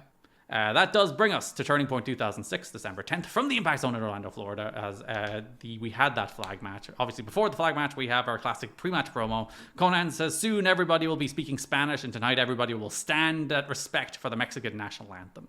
So LAX defeat America's Most Wanted in a flag match. It's kind of a crazy fun match. Like, it's not like some AMW classic pay-per-view match, but like it's pretty fun. They do a bunch of shit. It's kind of like you always get like one crazy death spot in an LAX match. Yeah, like these two teams don't have like the 4.5-star classic you could maybe think are possibly in them, and maybe if in different circumstances they could probably different have. era of TNA. And I think the bigger disappointment is they don't really have like a full blood feud match where these, because these two teams, if they were doing something like a full street fight where everyone bleeds and everybody dies, I think would be the best version of the match between these two teams. Or the cage, or yeah, if they had a cage match, yeah. Whereas the two matches they do have, I think, are good like 3.25-star matches that are trying to be 3.25-star matches. Yeah. So the flags are on poles in each corner. You have to get the flag, climb the ladder, hang it to win. If you don't, it will be eventually returned back to its pole. So you have to get it twice. Gail hits a moonsault off the top to the floor onto Homicide. And she goes crazy because anytime Gail gets to wrestle in any regard, she's like, yes, I will do a moonsault to the floor. Because I love doing anything that's not just standing around. Mm-hmm. Harris dumps Homicide overhead onto the ladder, and Homicide just barely catches the edge of the ladder in the worst way imaginable. Harris then gets crackerjacked onto a ladder. Storm hits a sunset flip powerbomb on Hernandez off the ladder. A very smooth one, too. Like, not like that weird, like, stop and go, just like tippy toe right onto the mat and then just hits the powerbomb. Because I get why they stop and go, because it hurts less. Yeah. But when you do the full, like, fluid through, it looks much better. Yeah. Gail drops Homicide with a missile dropkick. She then tries to hang the flag, but Conan grabs her and pulls her off the ladder and pulls her to the mat by her hair. Petey Williams comes out and tries the Canadian Destroyer Conan, but Hernandez stops him. Hernandez then does his big Air Mexico dive, but he does it from a standing start in the middle of the ring. Like, he doesn't hit the ropes and do it, which is so impressive to just middle of the ring standing dive straight into that dive. Homicide and Harris both try to hang the flag from either side of a ladder. Storm climbs the ladder, smashes Homicide with the bottle, but the glass from the bottle also ricochets into Chris Harris's eye, so he falls off the ladder too. Hernandez then hangs the Mexican flag for the win. Storm is furious at Chris Harris. Gail is like, you got glass in his eye, but this does not calm down Storm. Then LAX and Conan stand for attention for the Mexican national anthem, which the crowd largely do respect. Yeah, there's a couple people that turn their backs, which is very funny, but like, for the most part, everyone's like, yeah, okay, they won. Yeah, and they like LAX, so they're like, yeah, we'll respect their victory. I do like Homicide because he's bleeding from the back of the head after he took a glass to it. So he's like struggling to stand. He can't quite pay attention. He's like, oh my God. But he's like doing his best to stand for the anthem. After the match, JB has Storm, who is raging. Says Harris quit. He's not hurt. That's an excuse. He left Storm down. He left America down. Says Harris has until Thursday on Impact to apologize to Storm and America. Yeah, I just love he left America down. Because he's like, did you see that? Did you see that anthem being played in America? Which is very funny, again, because like the crowd was like, yeah. Yeah, it's a good song. We all just enjoyed the Mexican national anthem because we have respect. We're like Booker T. Respect. That's a new one we have to do until it happens, like we did Warrior. As AMW are on the brink, and LAX the titles weren't even on the line, but they are still NWA World Tag Team Champions. I like the way the titles weren't even on the line, which is like, should be in theory. If I were like the day before this show and I saw, well, flag match, but the titles aren't on the line, you're like, oh, well, AMW are winning, I guess. But like, nope, America failed again. Yep. I thought it was really interesting too, that little like, they're like, this is for the first time in history. America lost the flag match. America has been defeated live on pay-per-view by another country. And we close the show, as we always do, with the Voodoo Kin Mafia. I don't want to do it. We have to, and there's a lot of it. But I hated it, man. It's truly, truly, truly abysmal. Oh, God. Because, like, people remember this very badly. People are, at the time, people thought it was dog shit. And yet somehow, so like, that's the frame of mind I'm going into it, revisiting it, that, like, this is bad. Everyone thought it was bad, and I remember it being bad. And then somehow watching it, it's even worse. I mean, it's some of the worst shit you'll ever watch. It's really, like, down, like, you might be like, oh, the Tracy Brooks against Eric Young bikini contest, that's not wrestling. That clears this like 5,000 times over. Yeah, that's 1,000,000 times closer to being the kind of professional wrestling I would like to watch compared to this BG James bullshit. I've truly walked away from these few years of TNA thinking that BG James is the worst wrestler of all time. He's definitely a very, very high-level candidate. And because when I say that, I don't mean like including fucking bullshit like shindy guys or whatever. I mean like worst wrestler to be in major wrestling promotions, like who has made money, who has done the thing and been in like wrestling on a meaningful scale. I truly believe I have not seen a pro wrestler that I despise more in ring, on promos, character, general vibe, just everything about him is just distasteful. Mm-hmm. You know what the most frustrating thing is for me? Theoretically, like, TNA is probably giving him an amount of creative freedom. Mm-hmm. There's a lot of wrestlers who are forced to do a lot of dog shit because they worked for bad bookers and they just had to do the shit. Mm-hmm. I am certain, like, I'm sure there's some stuff that was out of his control, but I don't get the sense that TNA is like, you're doing 3 Live Crew, you're doing homophobic promos, you're doing WWE call-out stuff. Like, I don't get the sense that this is an edict from high above. I get the sense that there is an element of his creativity in here, which makes it even worse. That, like, you were given free reign. It screams him. Yeah, it's like you were given the opportunity to show your true self. You know, if you were ever in your career like Vince McMahon held me back, Vince McMahon held me down, Vince McMahon didn't give me the opportunities I deserved based on the crowd reactions I was getting. Which, like, that's the one thing you'll give him. 1998, New Age Outlaws were popular. Like, that's, you can't deny that. They're not popular now, but 1998, they had some catchphrases. And so if you want to be like, Vince didn't give me my chance to be a star, you watch this shit and you're like, well, Vince was dead fucking right about that one. Maybe you just weren't. Maybe you shouldn't have ever been, like, left to your own devices. Yeah. So, first day back to the month, the Voodoo Kin Mafia are in Stamford, Connecticut, as they begin what they call Operation Cease and Desist. BG makes a comment about how they can pal around with a big fat oily guy at home if they want because the Democrats have been voted in, but not on their watch. The woke 2006 Democrats will allow the big fat oily guy in people's homes. I'm not being a part of this, I've decided. I hated this so much, I skipped segments. I don't even skip segments, like, ever. Like, I will 2 times speed them, and I will grit my teeth, and I will watch the worst of the worst. But I actively had to stop watching this fucking show, because this shit was so fucking bad. And there was 3 segments per show for, I think, every show this month, including a big pay-per-view segment. Diabolical stuff.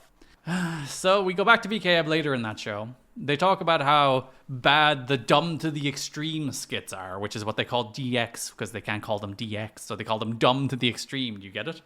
BG shouts at the sat-nav because Kip, they're going to the target. They're in the hunt of the target. So Kip put the target into sat-nav, and Liam, they went to Target, the store. It's the store, Liam. They went to the store. I'm slapping my fucking knee. It's so fucking funny, man. They throw shit at Target. BG is mad that Kip thought Target meant Target, the store, rather than the Target. Silly fucking idiot, Kip James. And then at the end of the show, post adrenaline rush, as a show-ending teaser, we get the final VKM video as BG is complaining that they're lost in Connecticut as they stumble across WWE headquarters. The following week, VKM are back in Stanford. They want WWE to sign a cease and desist. They're just doing to WWE what WWE did to WCW. They've got 2 words for Vince. Stop, please. Later in the show, VKM are back. A man is in the trunk of their car and he hands them a cone. They use the cone as a megaphone. Asks Vince, Paul Levesque, Michael Hickenbottom to come out with their pants up. Kip says he wants the $20 from 4 years ago he still owed and giggles.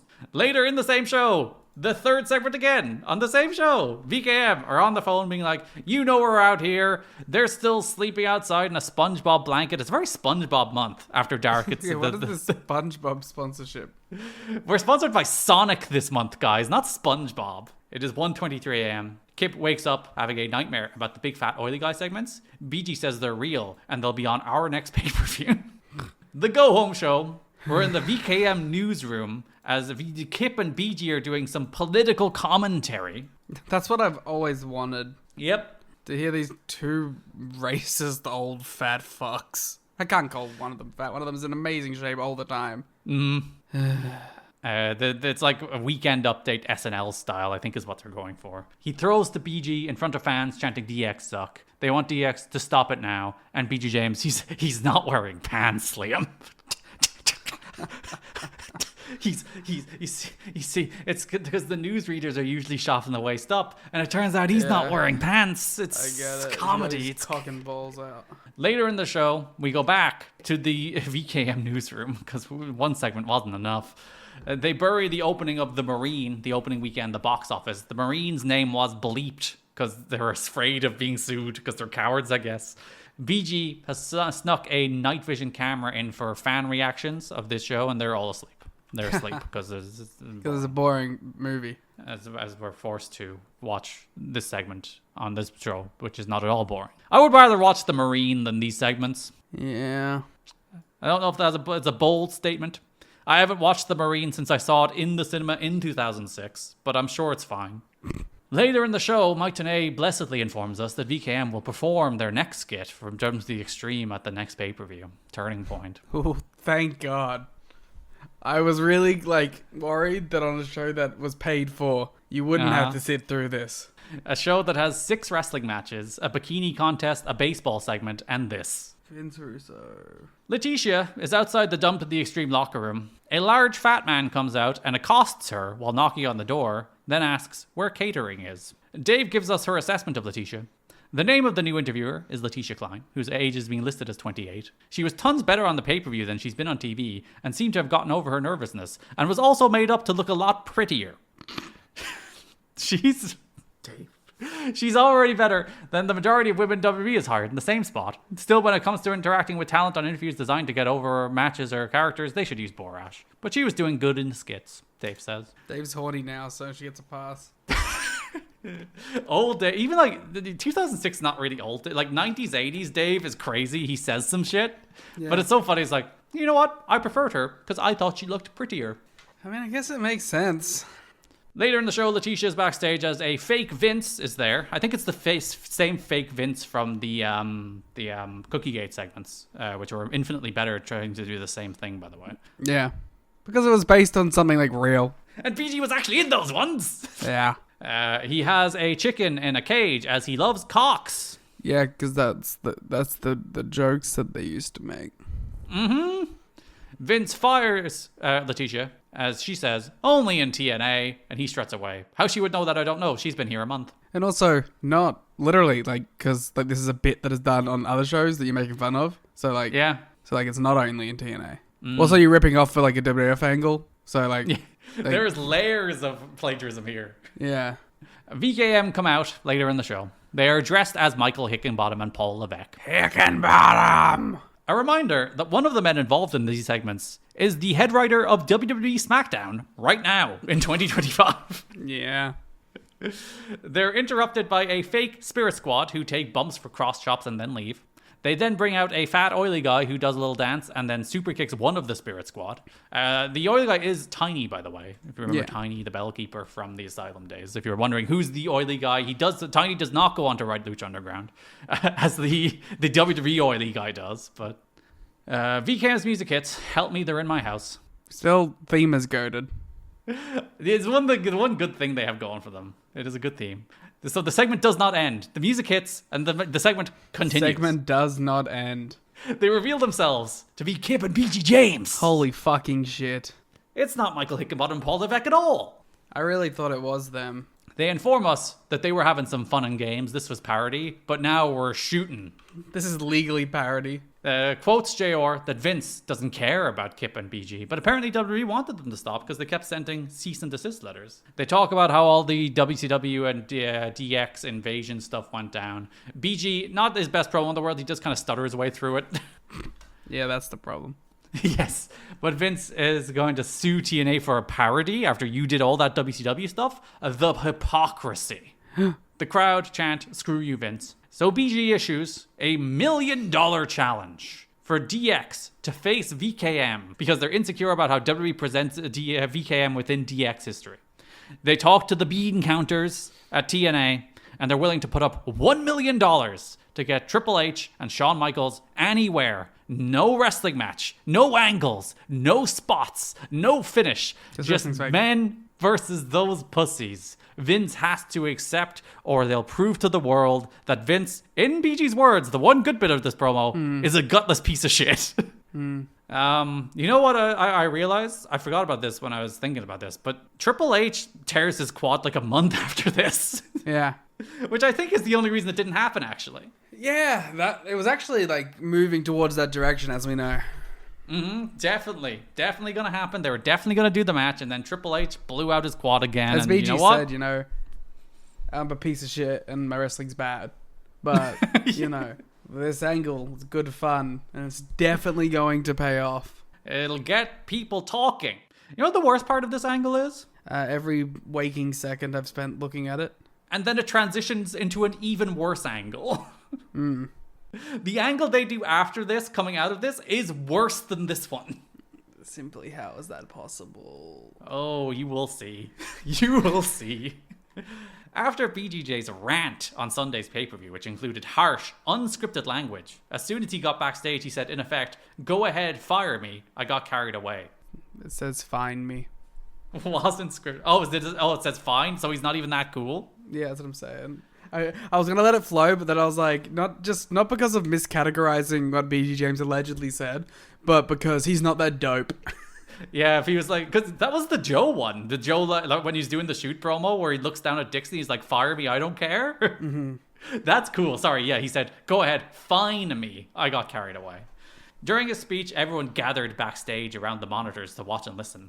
A lot of people in TNA are keeping a close eye on Dixie Carter, seeing how she reacts to this situation. It's the first time getting the full legal court press from WWE. Does she have the stomach for the fight, or will she prefer to just lay off and stick to promoting family-friendly, non-controversial product she preaches about? What? I'm sorry. There is 0% of this show that is family-friendly.